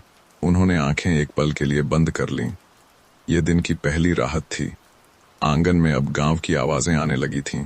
कहीं बाल्टी में पानी भरने की आवाज, कहीं गाय के चलने की हल्की खनक। सुबह अब सिर्फ इस घर की नहीं थी, पूरे गांव की हो चुकी थी। सचिन दूध पीकर खड़ा हो गया। वह आंगन में थोड़ा सा चलने लगा। मिट्टी अब उसके पैरों में चिपक रही थी। माँ, उसने कहा, पैर गीले हो गए। गीता देवी ने कहा, यही सुबह की पहचान है। दयाशंकर ने यह सुना। उनके चेहरे पर हल्की सी मुस्कान आ गई। सुबह अब पूरी तरह जाग चुकी थी और यह घर फिर से दिन की रफ्तार पकड़ने लगा था। सुबह अब पूरी तरह फैल चुकी थी। आंगन में रोशनी एक जगह ठहर नहीं रही थी। वह दीवार से जमीन तक धीरे धीरे सरक रही थी। गीता देवी चूल्हे के पास आखिरी काम समेट रही थीं। चाय के खाली गिलास एक तरफ रख दिए गए। दूध की हांडी ठंडी होने लगी थी। दिन अब घर से बाहर जाने को तैयार था। दयाशंकर जूते पहन चुके थे। उन्होंने अपने गमछे को कंधे पर ठीक से जमाया। यह सिर्फ पसीना पोंछने का कपड़ा नहीं था। यह खेत, मिट्टी और दिन भर की मेहनत का साथी था। सचिन दरवाजे के पास खड़ा था। उसने पिता को जूते पहनते देखा। उसकी आंखों में एक उत्सुकता थी। मैं भी चलूं? उसने धीरे से पूछा। दयाशंकर कुछ पल चुप रहे। उन्होंने सचिन को ऊपर से नीचे तक देखा। उसकी पतली टांगें, स्वेटर में छुपा हुआ छोटा सा शरीर। आज नहीं, उन्होंने कहा धीमे स्वर में, आज रास्ता गीला है। सचिन ने सिर झुका लिया। कोई जिद नहीं की। बच्चे जब मना होना शांति से सीख जाते हैं तो समझदार बनते हैं। गीता देवी ने सचिन के कंधे पर हाथ रखा। तू घर में रह, उन्होंने कहा, मैं काम सिखाऊंगी। सचिन ने मां की ओर देखा, फिर सिर हिला दिया। दयाशंकर दरवाजे से बाहर निकले। गांव की कच्ची गली अब जाग चुकी थी। पानी से धुली हुई जमीन हल्की सी चमक रही थी। जहां जहां लोग चल चुके थे वहां पैरों के निशान छप गए थे। ये निशान किसी नक्शे से कम नहीं होते। हर किसान इन्हें पढ़ना जानता है। कहीं गाय को बांधा जा रहा था, कहीं कोई भैंस के गले में रस्सी डाल रहा था, कहीं दो बूढ़े खड़े होकर सुबह की धूप का इंतजार कर रहे थे। दयाशंकर धीरे धीरे चलते रहे। उनके कदम अब दिन की लय में ढल चुके थे। नीम का वही पुराना पेड़ रास्ते में मिला। उसकी छाया अब लंबी थी। दिन की शुरुआत में छायाएं हमेशा लंबी होती हैं। दयाशंकर ने एक पल के लिए रुककर पेड़ को छुआ। छाल अब ठंडी नहीं थी। धूप आ रही है, उन्होंने मन ही मन कहा। खेत अब दिखाई देने लगा था। रास्ते के दोनों ओर छोटे छोटे खेत सजे थे। कहीं सरसों के पीले फूल, कहीं हरी हरी गेहूं की पत्तियां। सुबह की हवा इन सब के बीच से गुजरती हुई कुछ और ही खुशबू बनाती है। दयाशंकर खेत के किनारे पहुंचे। उन्होंने जूते उतारे। मिट्टी पर नंगे पांव खड़े हुए। मिट्टी अब गीली थी, लेकिन यह गीलापन डराता नहीं। यह आने वाले दिनों का वादा होता है। उन्होंने एक मुट्ठी मिट्टी उठाई, उसे हथेली में रगड़ा। मिट्टी उंगलियों से फिसल गई। ठीक है, उन्होंने धीरे से कहा। घर में गीता देवी अब सचिन को काम सिखा रही थीं। उन्होंने उसे अनाज छांटना बताया। सचिन चुपचाप दाने अलग कर रहा था। कभी कोई दाना गिर जाता, वह उसे फिर से उठा लेता। धीरे, गीता देवी ने कहा, काम धीरे ही ठीक होता है। सचिन ने ध्यान से सिर हिलाया। उसके लिए यह खेल नहीं था, यह सीख थी। खेत में दयाशंकर अब काम में लग चुके थे। उन्होंने चारों ओर एक बार फिर देखा। सूरज अब थोड़ा ऊपर आ चुका था। धूप धीरे धीरे खेत में उतरने लगी थी। दिन अब पूरी तरह चल पड़ा था और हर कोई अपने अपने रास्ते पर शांत कदमों से आगे बढ़ रहा था। सूरज अब थोड़ा और ऊपर आ गया था। धूप खेत में सीधे उतरने लगी थी, लेकिन उसमें अब भी जनवरी की नरमी थी, न तेज न चुभती हुई। दयाशंकर खेत के बीच धीरे धीरे चल रहे थे। उनके कदम मिट्टी को दबा नहीं रहे थे, बस उसे महसूस कर रहे थे। कहीं मिट्टी थोड़ी ज्यादा गीली थी, कहीं बस नमी भर। वे हर जगह रुकते, देखते, समझते। किसान का काम जल्दी में नहीं होता, वह समय को अपने साथ चलने देता है। दयाशंकर ने नहर की ओर देखा। पानी अब शांत बह रहा था, ज्यादा नहीं, कम भी नहीं। इतना काफी है, उन्होंने अपने आप से कहा। उन्होंने पानी का रुख थोड़ा बदला, बस इतना कि जहां जरूरत थी वहां पहुंच जाए। यह हिसाब कागज पर नहीं होता, यह हथेली और आंख के बीच तय होता है। हवा हल्की चल रही थी, उसमें मिट्टी की सौंधी खुशबू घुली हुई थी।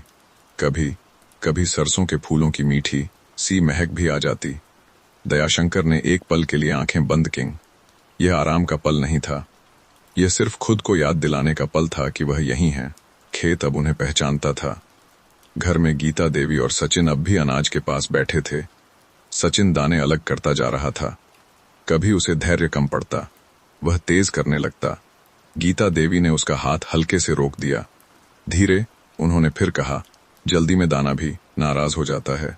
सचिन ने माँ की ओर देखा। उसे यह बात अजीब लगी, लेकिन उसने फिर से धीरे धीरे करना शुरू किया। दाने अब ठीक से अलग होने लगे। सचिन को अच्छा लगा। काम जब अपने आप ठीक होने लगता है तो मन भी शांत हो जाता है। गीता देवी ने यह देखा। उन्होंने कुछ नहीं कहा, बस हल्की सी मुस्कान आ गई। खेत में दयाशंकर ने अपना गमछा माथे पर लपेट लिया। धूप अब पीठ पर ठहरने लगी थी। शरीर गर्म हो रहा था, लेकिन पसीना अब भी हल्का था। यह सबसे अच्छा वक्त होता है काम करने का। उन्होंने एक कोने में झुककर मिट्टी को थोड़ा सा हटाया। नीचे नमी थी। उन्होंने उसे हथेली से महसूस किया।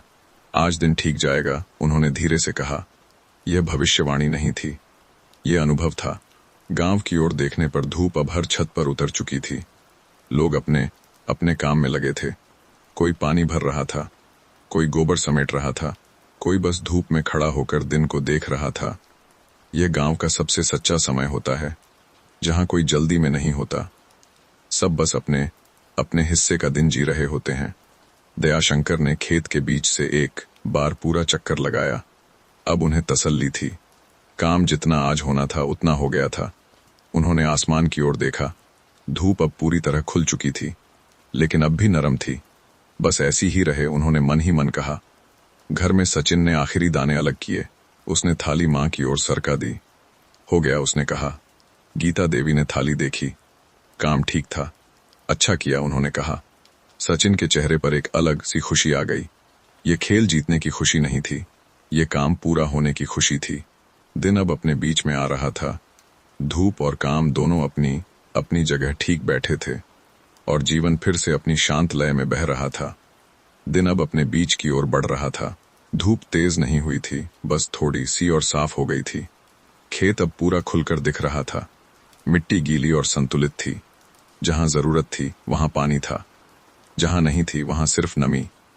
दयाशंकर ने खेत के एक कोने में बैठकर कुछ देर आराम किया। यह आराम काम के बाद आने वाला आराम नहीं था, यह काम के बीच का ठहराव था, जहां शरीर और मन दोनों एक साथ सांस लेते हैं। उन्होंने गमछे से माथा पोंछा। अब हल्का सा पसीना आ गया था, लेकिन धूप उस पसीने को परेशान नहीं कर रही थी। यह जनवरी की सबसे बड़ी मेहरबानी होती है। हवा खेत के ऊपर धीरे धीरे चल रही थी। गेहूं की बालियां हल्की सी हिल रही थीं, जैसे वे दिन की लय में सिर हिला रही हों। दयाशंकर ने उन्हें देखते हुए आंखें कुछ पल के लिए बंद कर लीं। इस पल में कोई सोच नहीं थी, बस एक एहसास था कि सब ठीक है। घर की ओर गीता देवी अब दोपहर के काम की तैयारी में थीं।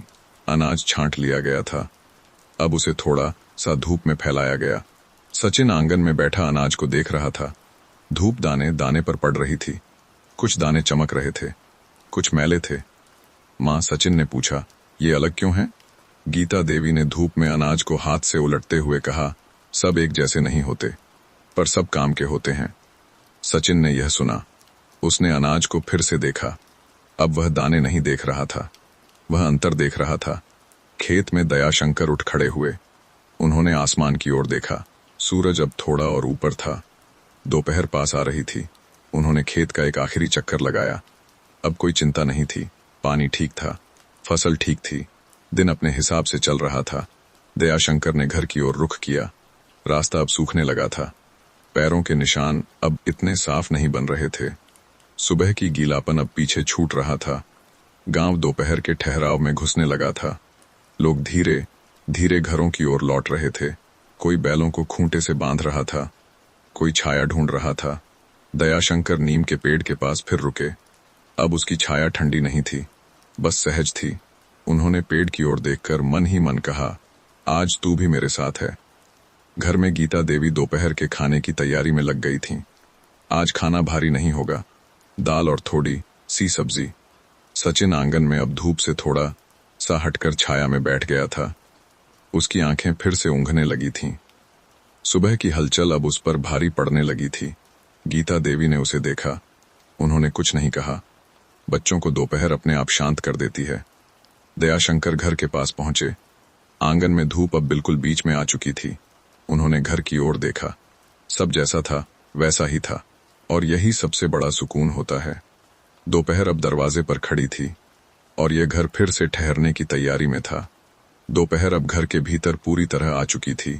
आंगन में धूप बिल्कुल बीच में ठहर गई थी। मिट्टी गर्म हो रही थी, लेकिन उस गर्मी में कठोरता नहीं थी, बस एक आराम था। दयाशंकर घर में आकर जूते उतार चुके थे। उन्होंने दरवाजे के पास गमछा टांग दिया। गमछा अब नमी से हल्का सा भरा था। ये खेत की मेहनत का सबूत था। गीता देवी रसोई के पास बैठी थीं। दाल उबल चुकी थी। उसकी भाप धीरे धीरे घर में फैल रही थी। उस भाप में कोई तेज गंध नहीं थी, बस घरपन था। उन्होंने सब्जी चूल्हे से उतारी। आज थोड़ी सी आलू की सब्जी थी, न मसालेदार न फीकी, जैसी दोपहर के लिए होनी चाहिए। सचिन आंगन में खाट के पास बैठा था। उसकी आंखें अब पूरी तरह ऊँघ रही थीं। धूप उसकी पीठ पर पड़ रही थी और छाया उसके चेहरे पर। दोपहर बच्चों को ऐसे ही सुलाती है। गीता देवी ने थाली बिछाई, स्टील की पुरानी थाली, जिस पर कई जगह खरोंचें थीं। हर खरोंच किसी न किसी दिन की कहानी थी। दयाशंकर थाली के पास बैठ गए। उनकी चाल अब धीमी थी।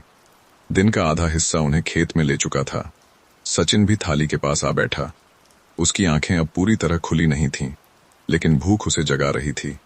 गीता देवी ने सबसे पहले दयाशंकर की थाली में दाल डाली, फिर सब्जी, फिर रोटी। रोटी गर्म थी, हाथों में लेते ही सुख देती थी। सचिन ने पहला कौर मुंह में रखा। उसने धीरे धीरे चबाया। दोपहर में तेज खाना अच्छा नहीं लगता। दयाशंकर भी धीरे धीरे खाने लगे। हर कौर के साथ उनका शरीर थोड़ा सा और ढीला हो रहा था। खाना सिर्फ भूख नहीं मिटाता, ये थकान भी उतारता है। घर में अब कोई बात नहीं हो रही थी, बस कभी कभी चम्मच की आवाज और सचिन की हल्की सी सांस। बाहर गांव धीरे धीरे खामोश हो रहा था। दोपहर पूरे गांव को अपने भीतर ले रही थी। खाना खत्म हुआ। गीता देवी ने थालियां उठाईं। दयाशंकर ने पानी पिया। ठंडा पानी सीधे अंदर तक उतर गया। उन्होंने गहरी सांस ली। आज काम ठीक रहा, उन्होंने धीमे स्वर में कहा। गीता देवी ने सिर हिलाया। धूप ने साथ दिया, उन्होंने कहा। दयाशंकर मुस्कुराए। कभी कभी सारी बात बस यहीं खत्म हो जाती है। सचिन खाट पर लेट गया। उसने अपने हाथ पेट पर रख दिए। उसकी आंखें अब पूरी तरह बंद होने लगी थीं। गीता देवी ने उसके ऊपर हल्की सी चादर डाल दी। सो जा, उन्होंने कहा। सचिन को कहने की जरूरत नहीं थी। दोपहर उसे खुद ही सुला रही थी। दयाशंकर भी खाट पर पीठ टिकाकर लेट गए। उनकी आंखें धीरे धीरे झुकने लगीं। धूप अब आंगन से थोड़ा सा सरकने लगी थी। दिन अपने दूसरे हिस्से में घुस रहा था और यह घर फिर से ठहराव की गोद में जा रहा था। दोपहर अब घर के ऊपर पूरी तरह ठहर गई थी। आंगन में धूप धीरे धीरे एक ओर खिसक रही थी। जहां कुछ देर पहले गर्मी थी, अब हल्की सी ठंडक उतरने लगी थी। खाट दिन के इस वक्त सबसे ज्यादा काम आती है। दयाशंकर पीठ के बल लेटे थे। उनकी आंखें पूरी तरह बंद थीं। ये गहरी नींद नहीं थी। यह दोपहर की वह नींद होती है जिसमें सोच भी आराम करती है। उनकी सांसें धीमी थीं। हर सांस जैसे दिन की थकान को अपने साथ बाहर ले जा रही हो। सचिन खाट के दूसरे सिरे पर लेट गया था। उसकी एक टांग खाट से नीचे लटक रही थी। उसके हाथ पेट पर टिके थे। नींद उसे पूरी तरह अपने भीतर ले चुकी थी। कभी कभी वह हल्का सा हिलता, फिर से शांत हो जाता। गीता देवी आंगन के एक कोने में बैठी थीं। उनके हाथों में कोई काम नहीं था, फिर भी वे खाली नहीं थीं। वे बस घर को देख रही थीं। कभी दीवार की ओर, कभी दरवाजे की चौखट की ओर, कभी खाट की ओर। माँ खाली बैठकर भी बहुत कुछ करती है। आंगन में अब कोई आवाज नहीं थी, न चूल्हे की न बर्तनों की, बस हवा का हल्का सा बहाव और दूर कहीं किसी पंछी की आवाज। समय अब घड़ी के कांटों से नहीं चल रहा था, वह छाया की सरकन से चल रहा था। जहां छाया थोड़ी आगे बढ़ती, वहां वक्त भी आगे बढ़ जाता। गीता देवी ने खाट की ओर देखा। दयाशंकर और सचिन दोनों शांत थे। उनके चेहरे पर कोई चिंता नहीं थी। यह दोपहर की सबसे बड़ी दया होती है। यह कुछ देर के लिए सब कुछ हटा देती है। गीता देवी ने अपने आंचल को थोड़ा सा ठीक किया, फिर आंखें आधी बंद कर लीं। वे सो नहीं रही थीं, बस ठहर गई थीं। दोपहर यही सिखाती है कि हर वक्त कुछ करना जरूरी नहीं। कभी कभी बस होना काफी होता है। बाहर गांव पूरी तरह खामोश था। दुकानें बंद थीं, रास्ते सूने थे। यह वह वक्त होता है जब गांव अपने आप से मिलता है। खाट की रस्सियां हल्की सी चरमराईं। दयाशंकर नींद में करवट बदले, फिर स्थिर हो गए। सचिन ने हल्की सी आह भरी, जैसे किसी सपने में कुछ अच्छा मिल गया हो। गीता देवी ने यह सुना। उनके चेहरे पर हल्की सी मुस्कान आ गई। माँ बच्चे की नींद की आवाज भी पहचान लेती है। धूप अब आंगन से लगभग हट चुकी थी। छाया और ठंडक उसकी जगह ले रही थी। दोपहर धीरे धीरे अपने आखिरी पलों में आ रही थी और यह घर फिर से शाम की ओर सरक रहा था। दोपहर अब धीरे धीरे अपना बोझ हल्का करने लगी थी। आंगन में छाया ज्यादा हो गई थी। धूप अब दीवार के किनारे सिमट गई थी। मिट्टी जो कुछ देर पहले गर्म थी अब ठंडी होने लगी थी। खाट पर दयाशंकर अब भी लेटे थे। उनकी सांसें अब थोड़ी बदलने लगी थीं। दोपहर की नींद हमेशा ऐसे ही छूटती है, बिना किसी झटके के। बस एक हल्की सी करवट, एक गहरी सांस, और आंखें धीरे से खुल जाती हैं। दयाशंकर ने आंखें खोलीं। कुछ पल आसमान की ओर देखते रहे, फिर खुद को समेटकर बैठ गए। कमर में हल्का सा खिंचाव था। उन्होंने अपने हाथ कमर पर रखे, धीरे धीरे सीधा हुए।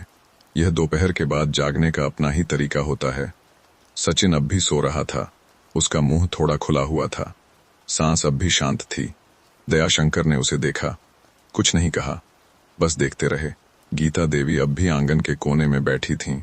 उनकी आंखें खुली थीं, लेकिन वे कहीं और नहीं देख रही थीं। वे बस समय को गुजरते देख रही थीं। दयाशंकर खाट से उठे। आंगन में धीरे धीरे चहलकदमी करने लगे। उनके पैरों के नीचे मिट्टी अब ठंडी लग रही थी। उन्होंने आसमान की ओर देखा। सूरज अब ढलने लगा था। उसकी रोशनी अब तेज नहीं थी, बस एक नरम सी पीली चमक चारों ओर फैल रही थी। शाम आ रही है, दयाशंकर ने धीमे स्वर में कहा। गीता देवी ने सिर हिलाया। हाँ, उन्होंने कहा, अब चूल्हा फिर से जलेगा। शाम गांव में हमेशा चूल्हे के साथ आती है। सचिन ने नींद में हल्की सी करवट बदली, फिर आंखें खोल दी। उसने आस पास देखा। आंगन अब वैसा नहीं था जैसा सोते समय था। शाम, उसने धीरे से पूछा। गीता देवी मुस्कुराईं। हाँ, उन्होंने कहा, उठ जा। सचिन धीरे धीरे उठकर बैठ गया। उसकी आंखों में अब भी नींद का हल्का सा पर्दा था, लेकिन भूख फिर से जागने लगी थी। गीता देवी ने चूल्हे के पास लकड़ियां इकट्ठी की, राख हटा दी। आग फिर से जगाने की तैयारी थी। दयाशंकर आंगन के एक कोने में बैठ गए। उन्होंने अपने पैरों को हल्का सा रगड़ा। शाम की ठंड अब धीरे धीरे उतरने लगी थी। सचिन आग के पास आकर बैठ गया। उसने हथेलियां आग की ओर बढ़ाईं। गरम है, उसने कहा। गीता देवी ने कहा, शाम की आग ऐसी ही होती है। आसमान अब नारंगी से नीले की ओर बदलने लगा था। कुछ पंछी अपने अपने घोंसलों की ओर लौटने लगे थे। उनकी उड़ान अब दिन जैसी तेज नहीं थी, बस घर लौटने वाली थी। आंगन में अब शाम पूरी तरह उतर आई थी। दिन अपने काम समेट रहा था और ये घर फिर से रात की तैयारी में लग गया था। शाम अब पूरी तरह घर में बस चुकी थी। आंगन में दिन की आखिरी रोशनी दीवारों से फिसलकर गायब हो रही थी। हवा अब ठंडी थी, लेकिन उस ठंड में चुभन नहीं थी, बस दिन के जाने का एहसास था। चूल्हे में आग अब अच्छी तरह जलने लगी थी। लकड़ियां धीरे धीरे चटक रही थीं। उनकी आवाज घर में एक अलग ही जीवंतता भर रही थी। सचिन आग के पास बैठा था। उसने अपने हाथ आग की ओर और बढ़ा दिए। हथेलियों में गर्माहट भरने लगी। माँ, उसने कहा, आग धूप जैसी है। गीता देवी रोटियां बेलते हुए मुस्कुराईं। धूप आसमान की आग है, उन्होंने कहा, और ये घर की। सचिन ने आग को फिर से ध्यान से देखा। अब उसे दोनों में फर्क समझ में आने लगा था। दयाशंकर आंगन के दूसरे कोने में बैठे थे। उन्होंने अपने गमछे को घुटनों पर डाल लिया। शाम की ठंड अब धीरे धीरे घुटनों तक आ रही थी। उन्होंने आग की ओर देखा। उसकी लौ कभी ऊपर उठती, कभी नीचे झुकती, जैसे दिन की सांसें अब आग में बदल गई हों। गीता देवी ने पहली रोटी तवे पर डाली। तवे से हल्की सी सौंधी महक उठी। यह शाम के खाने की पहली सूचना थी। सचिन अब उत्सुक हो गया। रोटी तैयार, उसने पूछा। गीता देवी ने रोटी पलटते हुए कहा, अभी समय है। समय इस घर में घड़ी से नहीं चलता था। वह रोटी के फूलने, आग के जलने और भूख के जागने से चलता था। दयाशंकर ने आसमान की ओर देखा। अब नीला रंग गहरा हो चुका था। पहला तारा दिख गया था। आज आसमान साफ है, उन्होंने कहा। गीता देवी ने बिना देखे जवाब दिया, ठंड बढ़ेगी। दयाशंकर मुस्कुराए। ये कोई शिकायत नहीं थी, यह सिर्फ जानकारी थी। सचिन ने तारे की ओर देखा। वो हमारे लिए जलता है, उसने पूछा। दयाशंकर ने थोड़ा सोचा, फिर कहा, वो सबके लिए जलता है। सचिन ने यह बात अपने भीतर रख ली, जैसे बच्चे अच्छी बातें रख लेते हैं। रोटियां अब एक एक कर तैयार होने लगीं। गीता देवी ने उन्हें कपड़े में लपेट दिया ताकि गर्म रहें। आग अब थोड़ी धीमी हो गई थी, लेकिन घर अब और गर्म लग रहा था। शाम अब पूरी तरह रात में बदलने लगी थी। गांव में इधर उधर दिए जल उठे थे। हर दिया एक छोटा सा घर संभाले खड़ा था। दयाशंकर ने खाट की ओर देखा। सचिन अब थोड़ा थक सा गया था, उसकी आंखें झुकने लगी थीं। गीता देवी ने यह देखा। खाने के बाद सीधे सो जाएगा, उन्होंने मन ही मन कहा। शाम अब घर को अपने भीतर समेट रही थी और यह घर धीरे धीरे रात की लय पकड़ने लगा था। रात अब पूरी तरह घर के चारों ओर उतर चुकी थी। आंगन अंधेरे में डूब गया था। बस चूल्हे की आग और एक छोटे से दिए की रोशनी घर को पहचान दे रही थी। गीता देवी रोटियां थाली में सजा चुकी थीं। दाल हल्की सी गर्म थी, सब्जी थोड़ी सी लेकिन पूरी थी। यह ऐसा खाना था जो पेट से ज्यादा मन को तृप्त करता है। दयाशंकर खाट के पास बैठ गए। उन्होंने अपने पैरों को जमीन पर हल्का सा जमाया। दिन की थकान अब धीरे धीरे घुल रही थी। सचिन भी थाली के पास आ बैठा। उसकी आंखें अब आग की तरह चमक नहीं रही थीं, उनमें नींद की नमी आ गई थी। धीरे खा, गीता देवी ने कहा। सचिन ने सिर हिलाया। पहला कौर मुंह में रखते ही उसने गहरी सांस ली। गरम रोटी और ठंडी रात, इसका अपना ही सुख होता है। दयाशंकर धीरे धीरे खाने लगे। हर कौर के साथ दिन थोड़ा थोड़ा पीछे छूट रहा था। खेत, धूप, पानी, रास्ते सब एक एक कर मन से उतर रहे थे। गीता देवी दोनों को खिलाने के बाद थोड़ा खुद भी खाने लगी। माँ अक्सर सबसे आखिर में खाती है, जैसे दिन का अंत भी वह खुद ही समेटती हो। खाना खत्म हुआ। गीता देवी ने थालियां उठाईं। बाहर कहीं दूर कुत्ते भौंके, फिर शांति। दयाशंकर ने पानी पिया। ठंडा पानी सीधे सीने तक उतर गया। उन्होंने हल्की सी आह भरी। यह थकान की नहीं, संतोष की आह थी। सचिन खाट पर चढ़ गया। उसने रजाई को अपने ऊपर खींच लिया। उसकी आंखें अब पूरी तरह झुक चुकी थीं। गीता देवी ने उसके पैरों को थोड़ा सा सीधा किया।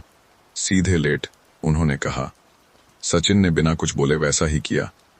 नींद अब उससे कोई सवाल नहीं पूछ रही थी। दयाशंकर भी खाट पर लेट गए। उन्होंने आसमान की ओर एक आखिरी नजर डाली। तारे अब पूरी तरह दिख रहे थे।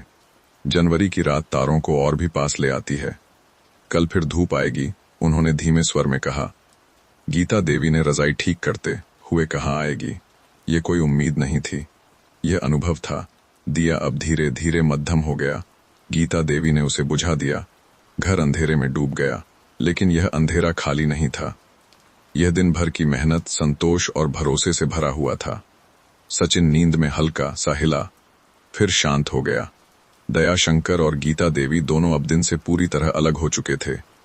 रात उन्हें अपने भीतर समेट रही थी और नींद फिर से घर के हर कोने में उतर रही थी। रात अब पूरी तरह ठहर चुकी थी। ऐसा लगता था जैसे समय ने अपने पांव धीरे से घर के बाहर उतार दिए हों।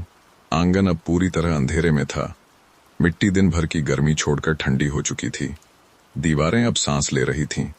घर के भीतर तीनों नींद में थे, लेकिन हर नींद एक जैसी नहीं होती। दयाशंकर गहरी नींद में थे। उनकी सांसें लंबी और स्थिर थीं। यह उस आदमी की नींद थी जिसने दिन का हर हिस्सा पूरा जिया हो। उनके चेहरे पर कोई चिंता नहीं थी, सिर्फ थकान का हल्का सा निशान था जो नींद में धीरे धीरे घुल रहा था। गीता देवी की नींद थोड़ी हल्की थी। माँ की नींद अक्सर पूरी तरह गहरी नहीं होती, वह बीच बीच में जागती है, बिना किसी आवाज के। गीता देवी ने नींद में करवट बदली, रजाई थोड़ी सी खिसकी।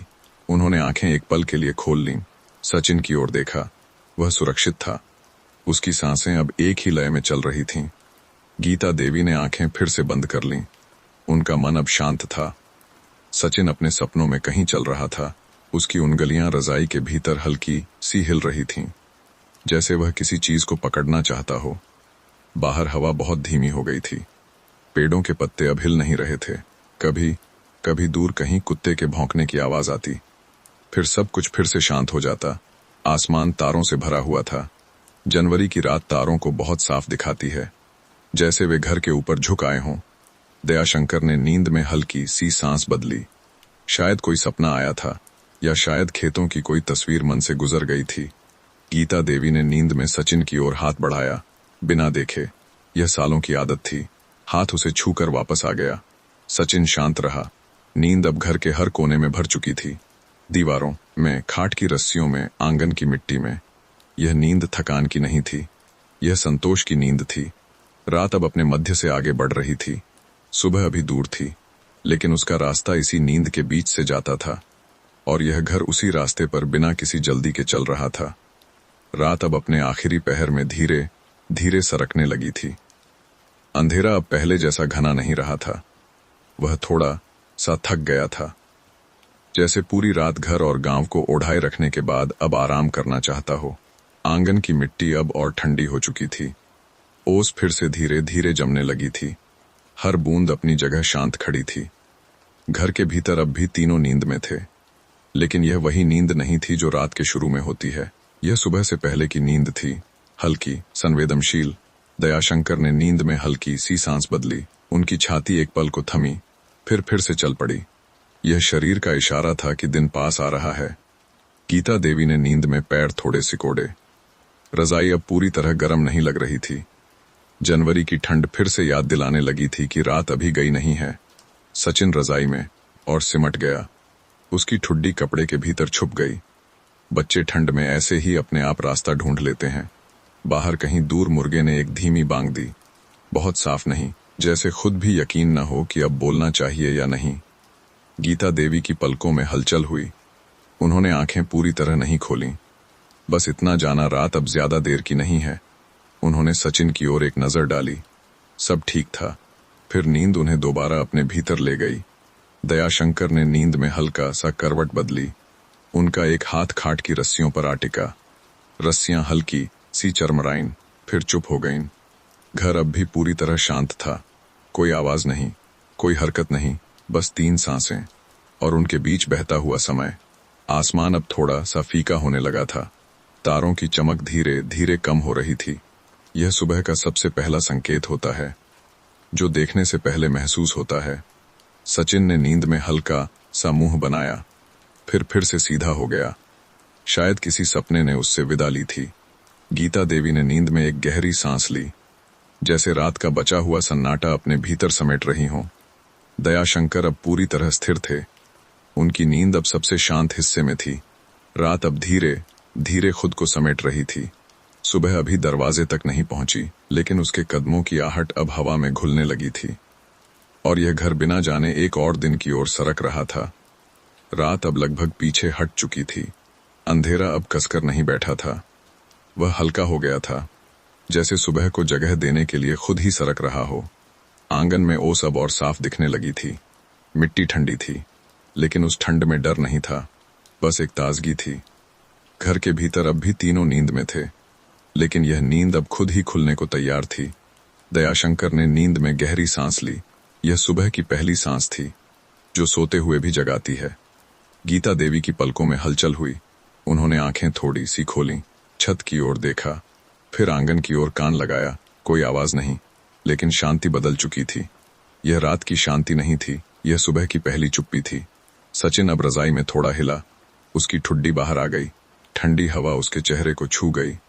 उसने नींद में हल्की सियाह भरी, फिर से शांत हो गया। गीता देवी ने यह महसूस किया। उन्होंने रजाई को और ऊपर खींच दिया। माँ नींद में भी जगती रहती है। बाहर कहीं दूर चिड़ियों की पहली आवाज आई, बहुत धीमी, जैसे सुबह खुद से बात कर रही हो। दयाशंकर ने आंखें धीरे से खोल दी। उन्होंने आसमान की ओर देखा। पूरब अब हल्का नीला होने लगा था। तारे एक एक कर गायब हो रहे थे।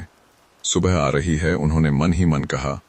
गीता देवी ने अब पूरी तरह आंखें खोल लीं। उन्होंने सचिन की ओर देखा। वह अब भी सो रहा था, लेकिन नींद अब हल्की हो चुकी थी। गीता देवी धीरे से खाट से उठीं। पांव मिट्टी पर पड़े। ठंड अब पहले जैसी तेज नहीं लगी। यह सुबह की ठंड थी, जो चलने देती है। गीता देवी आंगन में आ गईं। पूरब की ओर देखा। आसमान अब हल्का सा सुनहरा होने लगा था। सूरज अभी दिखा नहीं था, लेकिन उसकी मौजूदगी महसूस हो रही थी। गीता देवी ने चूल्हे की ओर रुख किया। कल की राख अब भी गर्म थी। उन्होंने हल्की फूंक मारी। चिंगारी दिखी। दिन फिर से जागने लगा था। घर के भीतर दयाशंकर खाट पर बैठ गए। उन्होंने अपने पैरों को नीचे रखा। मिट्टी ठंडी थी, लेकिन अब अच्छी लग रही थी। सचिन ने आंखें आधी खोल दी, फिर बंद कर लीं। सुबह अभी उससे पूरा जवाब नहीं चाहती थी। आंगन में अब मिट्टी की सौंधी खुशबू फैलने लगी थी। ओस और आग की पहली गर्माहट मिलकर दिन को पहचान दे रही थीं। यह नया दिन नहीं था।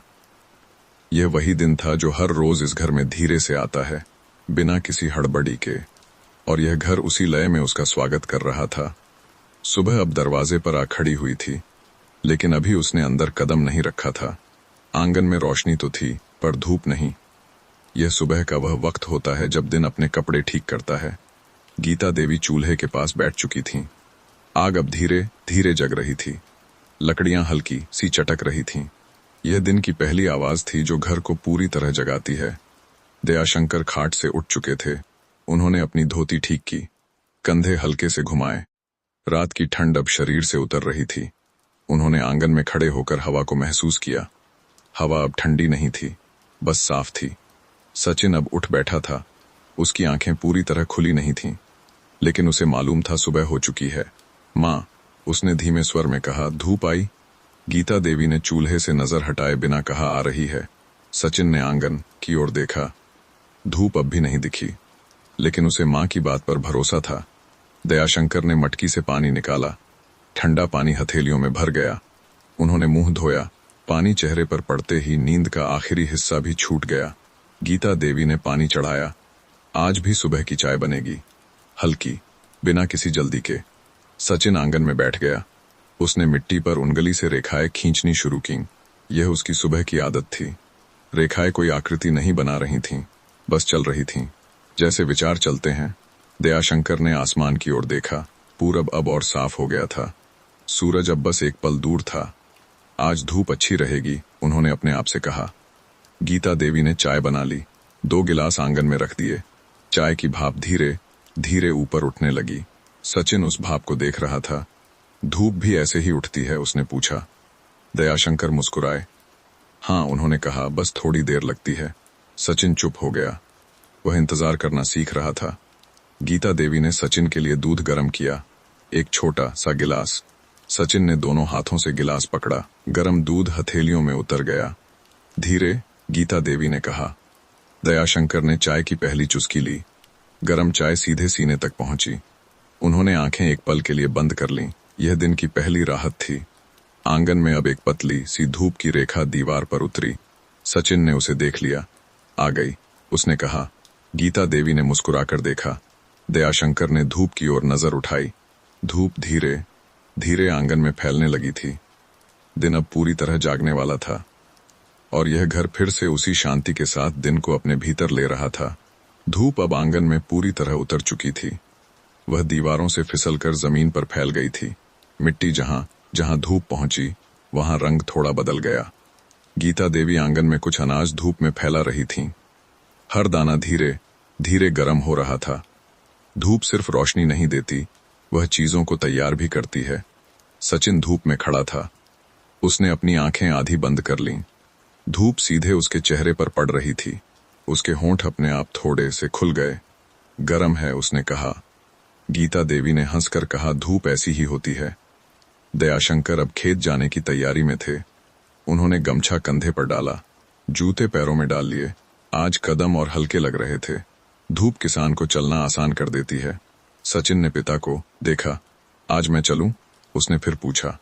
दयाशंकर ने उसके सिर पर हाथ रखा। थोड़ा बड़ा होने दे, उन्होंने कहा।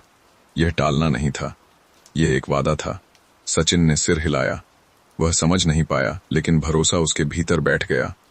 गीता देवी ने दयाशंकर की ओर देखा। दोपहर से पहले लौट आना, उन्होंने कहा। दयाशंकर ने सिर हिलाया। यह कोई निर्देश नहीं था, यह दिन की लय थी। दयाशंकर घर से बाहर निकले। गांव अब पूरी तरह जाग चुका था। गलियों में लोग अपने अपने काम में लगे थे। कहीं कोई झाड़ू लगा रहा था, कहीं कोई धूप में चारपाई सुखा रहा था। यह सुबह का पूरा होना था। घर में गीता देवी अनाज उलट पलट कर फिर से फैला रही थीं। सचिन उनके पास बैठ गया। उसने एक दाना उठाया, धूप में चमकता हुआ। ये सोना है? उसने पूछा। गीता देवी ने दाना उसकी हथेली से उठाकर फिर से अनाज में मिला दिया। नहीं, उन्होंने कहा, पर इसी से रोटी बनती है। सचिन चुप हो गया। उसने अनाज को फिर से देखा। अब वह उसे खेल नहीं लग रहा था। दयाशंकर खेत के पास पहुंच चुके थे। धूप अब खेत में भी पूरी तरह फैल गई थी। हर पौधा जैसे धूप की ओर अपना मुंह उठा रहा हो। दयाशंकर ने खेत में कदम रखा। मिट्टी अब ठंडी नहीं थी, बस संतुलित थी। उन्होंने एक पल के लिए आसमान की ओर देखा। कोई बादल नहीं। ठीक है, उन्होंने अपने आप से कहा। घर में सचिन धूप में बैठे बैठे फिर से ऊँघने लगा। गीता देवी ने यह देखा। उन्होंने उसे खाट पर लिटा दिया। थोड़ी देर सो ले, उन्होंने कहा। सचिन ने बिना कुछ बोले आंखें बंद कर लीं। धूप अब उसके पैरों पर पड़ रही थी और नींद धीरे धीरे फिर से उसके पास आ रही थी। दिन अब अपने पूरे रूप में आ चुका था और यह घर फिर से उसी शांति में उसके साथ चल रहा था। दिन अब धीरे धीरे अपने बीच की ओर बढ़ रहा था। धूप तेज नहीं थी, लेकिन पूरी तरह फैली हुई थी। आंगन में अनाज अब गर्म होने लगा था। दाने एक दूसरे से हल्के से चिपक रहे थे। गीता देवी ने उन्हें हाथ से उलट दिया। यह काम उनकी उंगलियों को याद था। सोचने की जरूरत नहीं थी। सचिन खाट पर सो रहा था। उसकी सांसें अब एक सी चल रही थीं। सुबह की धूप उसके पैरों तक आ गई थी, लेकिन चेहरा अब भी छाया में था। बच्चे धूप और छाया अपने आप बांट लेते हैं। गीता देवी ने एक पल के लिए सचिन को देखा, फिर अनाज की ओर ध्यान दे दिया। माँ काम करते हुए भी बच्चे को छोड़ती नहीं। खेत में दयाशंकर अब काम में जुट चुके थे। उन्होंने पानी की नहर को फिर से देखा। पानी अब धीरे धीरे मिट्टी में उतर चुका था। जहां जरूरत थी वहां नमी थी। उन्होंने एक पौधे को उंगलियों से छुआ। पत्ती ठंडी नहीं थी। यह अच्छा संकेत था। दयाशंकर ने चारों ओर नजर दौड़ाई। धूप हर जगह बराबर थी। कोई छाया पौधों को ढंक नहीं रही थी। आज दिन ठीक है, उन्होंने मन ही मन कहा। यह किसी उम्मीद का वाक्य नहीं था, यह अनुभव की पुष्टि थी। हवा हल्की चल रही थी। उसमें मिट्टी और हरे पत्तों की मिली जुली खुशबू थी। दयाशंकर ने गहरी सांस ली। शरीर अब पूरी तरह दिन के साथ चल रहा था। घर में सचिन नींद में हल्का सा हिला, फिर आंखें खोल दी। उसने आंगन की ओर देखा। धूप अब ज्यादा फैल चुकी थी। माँ, उसने धीमे स्वर में कहा, दोपहर। गीता देवी ने अनाज से नजर हटाए बिना कहा, हाँ। सचिन ने फिर से आंखें मल लीं। नींद अब उससे पूरी तरह छूट चुकी थी। वह खाट से उतर आया, आंगन में खड़ा हो गया। धूप सीधे उसके चेहरे पर पड़ रही थी। उसने हाथ आंखों पर रख लिए। गरम, उसने कहा। गीता देवी मुस्कुराईं।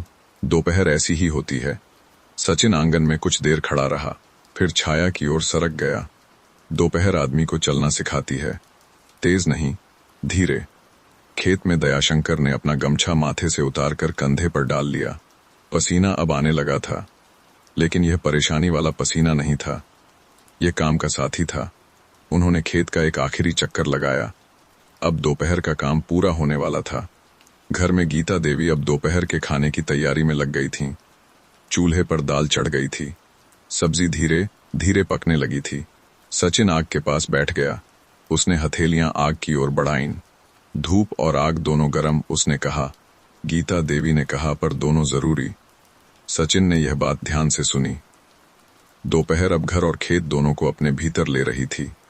दिन फिर से ठहरने की तैयारी में था और यह घर उसी लय में उसके साथ चल रहा था। दोपहर अब पूरी तरह घर और खेत दोनों पर आ बैठी थी। धूप अब सिर के ऊपर ठहर गई थी। न आगे बढ़ती न पीछे हटती, बस मौजूद थी। आंगन में अब अनाज समेट लिया गया था। गीता देवी ने उसे एक तरफ ढंक कर रख दिया। धूप ने अपना काम कर दिया था। अब अनाज आराम चाहता था। गीता देवी ने अपने हाथ झाड़े। हथेलियों में हल्की सी गर्माहट अब भी अटकी हुई थी। उन्होंने आंगन में इधर उधर नजर दौड़ाई। सब जैसा होना चाहिए था वैसा ही था। यह देखकर उन्हें सुकून मिला। सचिन आंगन के बीच में खड़ा था। उसने धूप में अपनी परछाई देखी। परछाई छोटी थी। दोपहर में परछाइयां अपने आप सिकुड़ जाती हैं। उसने एक पैर आगे बढ़ाया। परछाई भी आगे बढ़ी। फिर उसने रुककर परछाई को देखा। माँ, उसने कहा, ये मेरे साथ चलती है। गीता देवी ने उसकी ओर देखा। हाँ, उन्होंने कहा, पर हमेशा नहीं दिखती। सचिन ने यह बात अपने मन में रख ली। बच्चे कई बातें बिना पूछे समझने की कोशिश करते हैं। खेत में दयाशंकर एक नीम के पेड़ की छाया में बैठ गए थे। दोपहर में पेड़ की छाया सबसे बड़ी दया होती है। उन्होंने गमछा खोलकर पानी पिया।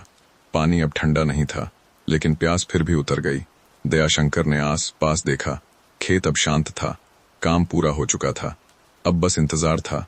उन्होंने पेड़ के तने से पीठ टिका ली। आंखें आधी बंद कर लीं। यह नींद नहीं थी, यह बस ठहरना था। दोपहर यही सिखाती है कि हर समय चलना जरूरी नहीं, कभी कभी रुकना भी काम का हिस्सा होता है। घर में गीता देवी अब चूल्हे के पास बैठ गई थीं। दाल उबल चुकी थी, सब्जी तैयार थी। उन्होंने चूल्हे की आंच धीमी कर दी। अब जल्दी किसी को नहीं थी। सचिन आग के पास बैठा चुपचाप उसे देख रहा था। लौ धीरे धीरे हिल रही थी, कभी ऊपर उठती, कभी नीचे झुकती।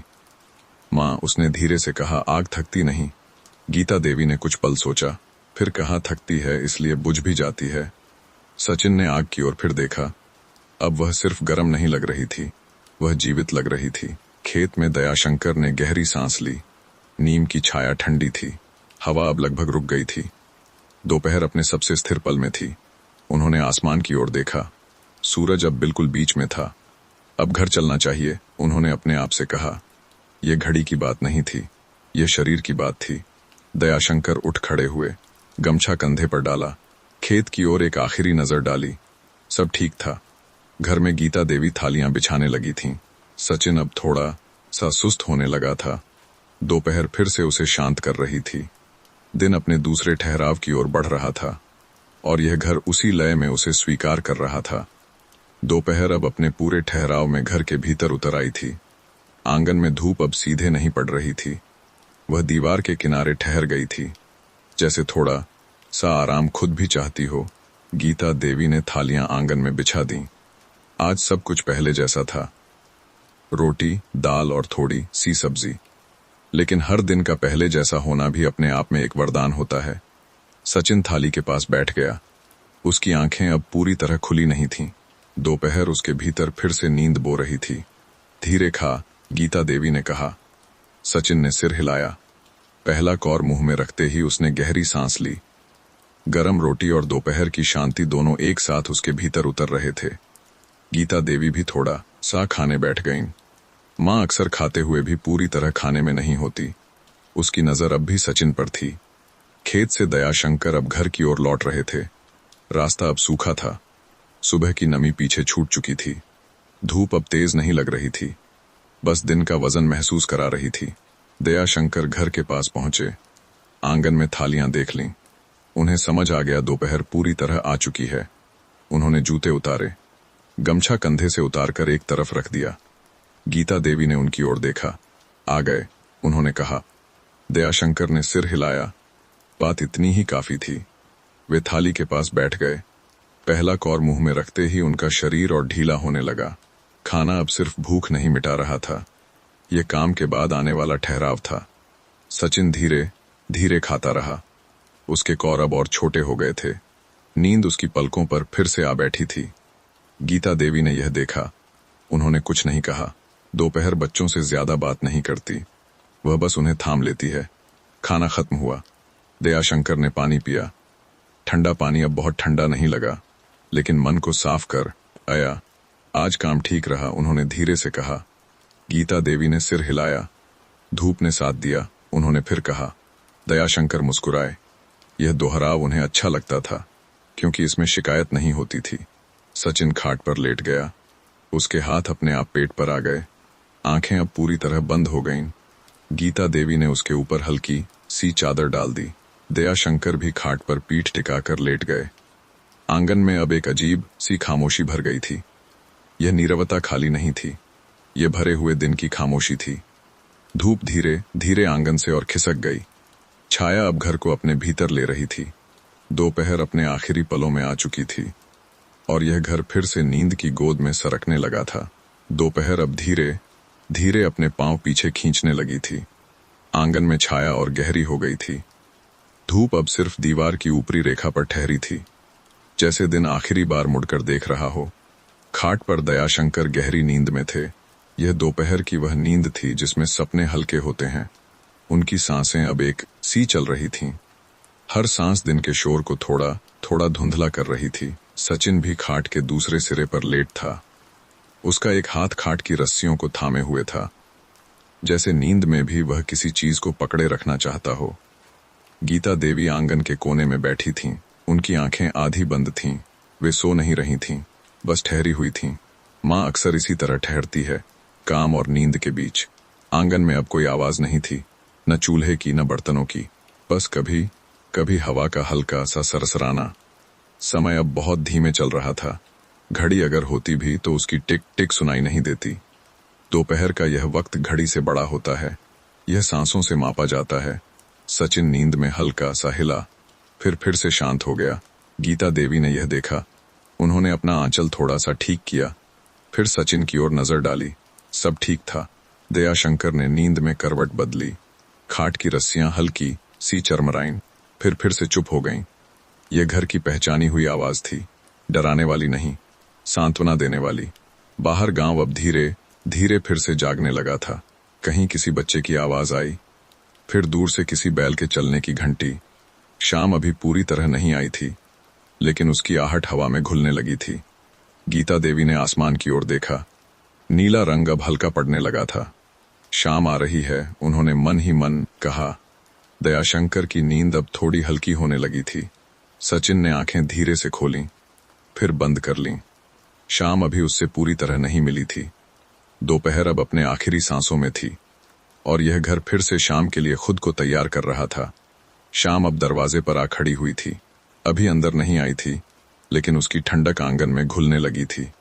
हवा अब दिन जैसी नहीं थी, उसमें एक अलग सी नमी थी, जैसे दिन अपने कपड़े उतार कर रात को सौंप रहा हो। खाट पर दयाशंकर नींद से धीरे धीरे बाहर आने लगे। उनकी सांसों की लय थोड़ी बदली, फिर एक करवट, फिर आंखें आधी खुलीं। दोपहर की नींद अक्सर ऐसे ही छूटती है, बिना किसी जल्दी के।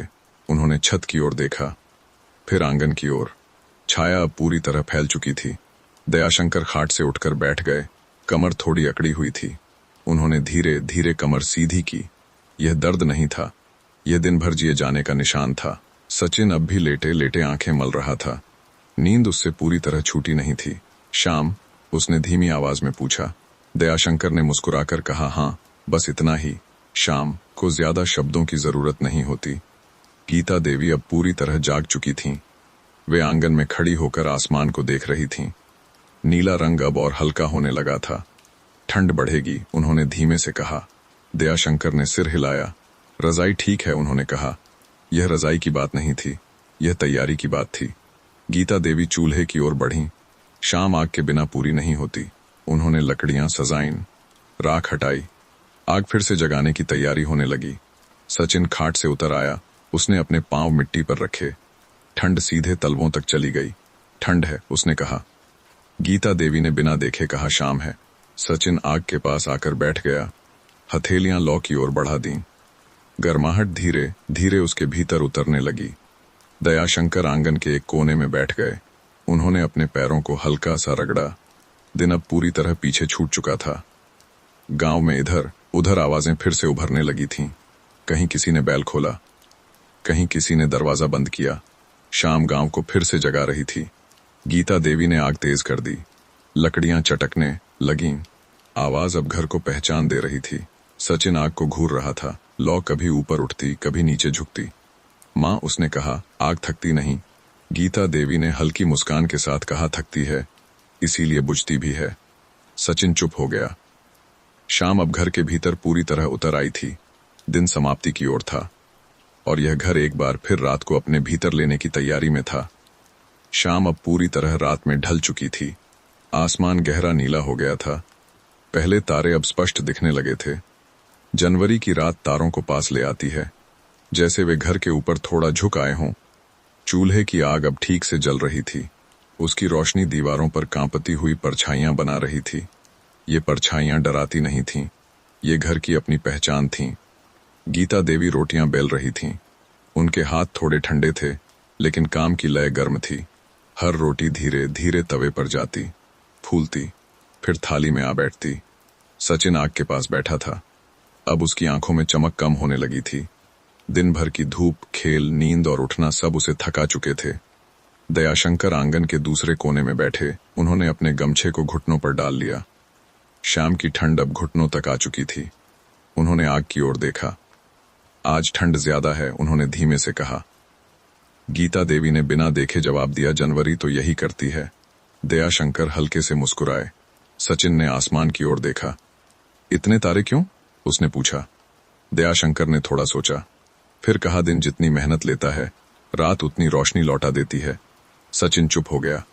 वह तारों को फिर से देखने लगा। अब वे बस चमक नहीं रहे थे, वे कहानी बन रहे थे। गीता देवी ने रोटियां थाली में रख दी। दाल गरम थी, सब्जी हल्की सी खुशबू दे रही थी। आ जाओ, उन्होंने कहा। दयाशंकर और सचिन दोनों थाली के पास आ बैठे। खाना धीरे धीरे शुरू हुआ। यह रात का खाना था, दिन का आखिरी काम। कौरव बड़े नहीं थे, धीमे थे। हर कौर दिन के किसी हिस्से को चुपचाप बंद कर रहा था। सचिन खाते खाते ऊँघने लगा। उसकी आंखें बार बार झुक जाती। गीता देवी ने यह देखा। उन्होंने कुछ नहीं कहा। माँ जानती है नींद अब दरवाजे तक आ चुकी है। खाना खत्म हुआ। दयाशंकर ने पानी पिया। गीता देवी ने थालियां समेट लीं। आग अब थोड़ी धीमी कर दी गई। घर अब रात की लय में ढल रहा था। सचिन खाट पर चढ़ गया, रजाई अपने ऊपर खींच ली। उसका शरीर अब पूरी तरह थक चुका था। दयाशंकर ने उसके सिर पर हल्का सा हाथ रखा। कुछ नहीं कहा, यह जरूरी भी नहीं था। रात अब घर को अपने भीतर ले रही थी और नींद फिर से धीरे धीरे सबके पास आ रही थी। रात अब अपने पूरे आकार में घर के ऊपर आ चुकी थी। आंगन अंधेरे में डूबा हुआ था, लेकिन यह अंधेरा खाली नहीं था। यह दिन भर की आवाजों, कदमों और मेहनत से भरा हुआ था। खाट घर के बीच शांत पड़ी थी, जैसे सारा दिन अपने ऊपर ढोकर अब आराम कर रही हो। सचिन रजाई में पूरी तरह सिमट चुका था। उसकी सांसें अब एक सी चल रही थीं, कभी तेज नहीं, कभी रुकती नहीं। यह बच्चे की सबसे सुरक्षित नींद होती है। दयाशंकर खाट पर पीठ के बल लेटे थे। उनकी आंखें बंद थीं, लेकिन मन अब भी थोड़ा सा जाग रहा था। दिन पूरी तरह अभी छूटा नहीं था। खेत, धूप, हवा, मिट्टी सब धीरे धीरे उनके भीतर शांत हो रहा था। गीता देवी खाट के दूसरे सिरे पर लेट गई थीं। उन्होंने रजाई को ठीक किया, फिर एक पल सचिन की ओर देखा। सब ठीक था। माँ सोने से पहले बस यही देखती है। बाहर हवा अब लगभग रुक चुकी थी। पेड़ स्थिर थे, पत्ते बिना हिले रात को थामे हुए थे। कभी कभी दूर कहीं कुत्ते के भौंकने की आवाज आती, फिर से शांति। आसमान तारों से भरा हुआ था। जनवरी की रात तारों को और साफ कर देती है, जैसे हर तारा अपनी जगह ठीक से खड़ा हो। दयाशंकर ने नींद में हल्की सी सांस बदली। उनका चेहरा अब पूरी तरह शांत था। दिन अब उन्हें कुछ नहीं पूछ रहा था। गीता देवी ने नींद में सचिन की ओर हाथ बढ़ाया, बिना देखे। हाथ उसे छूकर वापस आ गया। यह सालों की आदत थी और भरोसे की सबसे गहरी भाषा।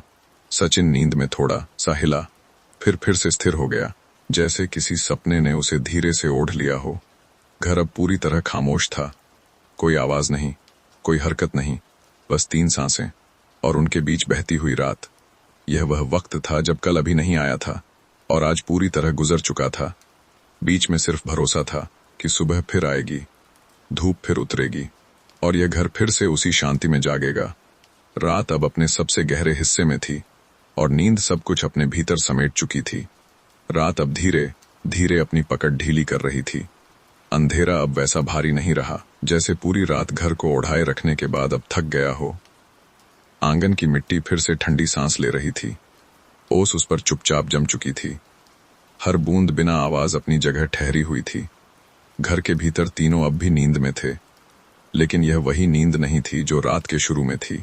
यह सुबह से पहले की नींद थी, हल्की, साफ, निश्चिंत। दयाशंकर ने नींद में गहरी सांस ली, जैसे शरीर अपने आप जान गया हो कि दिन फिर पास है। गीता देवी की पलकों में हल्की सी हरकत हुई। उन्होंने आंखें पूरी तरह नहीं खोलीं, बस इतना जाना रात अब ज्यादा देर की नहीं है। उन्होंने सचिन की ओर हाथ बढ़ाया। बच्चा अब भी सुरक्षित था, रजाई में पूरी तरह सिमटा हुआ। माँ के लिए यही सबसे बड़ा सुकून होता है। बाहर कहीं एक चिड़िया बोली, बहुत धीमे, जैसे सुबह खुद से कह रही हो अब चलें। आसमान पूरब की ओर थोड़ा सा हल्का हुआ। तारे धीरे धीरे गायब होने लगे। रात अब पीछे हट रही थी। गीता देवी धीरे से उठी, पांव मिट्टी पर पड़े। ठंड अब चुभती नहीं थी, यह नई शुरुआत की ठंड थी। उन्होंने चूल्हे के पास राख को हटाया। कल की आग अब भी जिंदा थी, बस थोड़ी सी हवा चाहिए थी। एक चिंगारी जगी, फिर दूसरी। आग फिर से सांस लेने लगी। दयाशंकर ने आंखें खोल दी। उन्होंने आंगन की ओर देखा। रोशनी अभी पूरी नहीं थी, लेकिन मौजूद थी। सुबह आ गई, उन्होंने मन ही मन कहा। सचिन ने नींद में हल्का सा मुंह बनाया, फिर आंखें खोल दी। माँ, उसने धीमी आवाज में कहा। गीता देवी मुड़कर मुस्कुराईं। हाँ, उन्होंने कहा, बस इतना ही। सुबह कभी ज्यादा बात नहीं करती, आंगन में अब एक पतली सी धूप की रेखा दीवार पर उतरी। सचिन ने उसे देख लिया। धूप, उसने कहा। दयाशंकर ने उस रेखा की ओर देखा। वही जनवरी की पहली ठंडी धूप, न बदली हुई, न नई, न पुरानी, बस वही। गीता देवी ने दूध चढ़ाया। दयाशंकर ने गमछा कंधे पर डाला। सचिन धूप के पास आकर बैठ गया।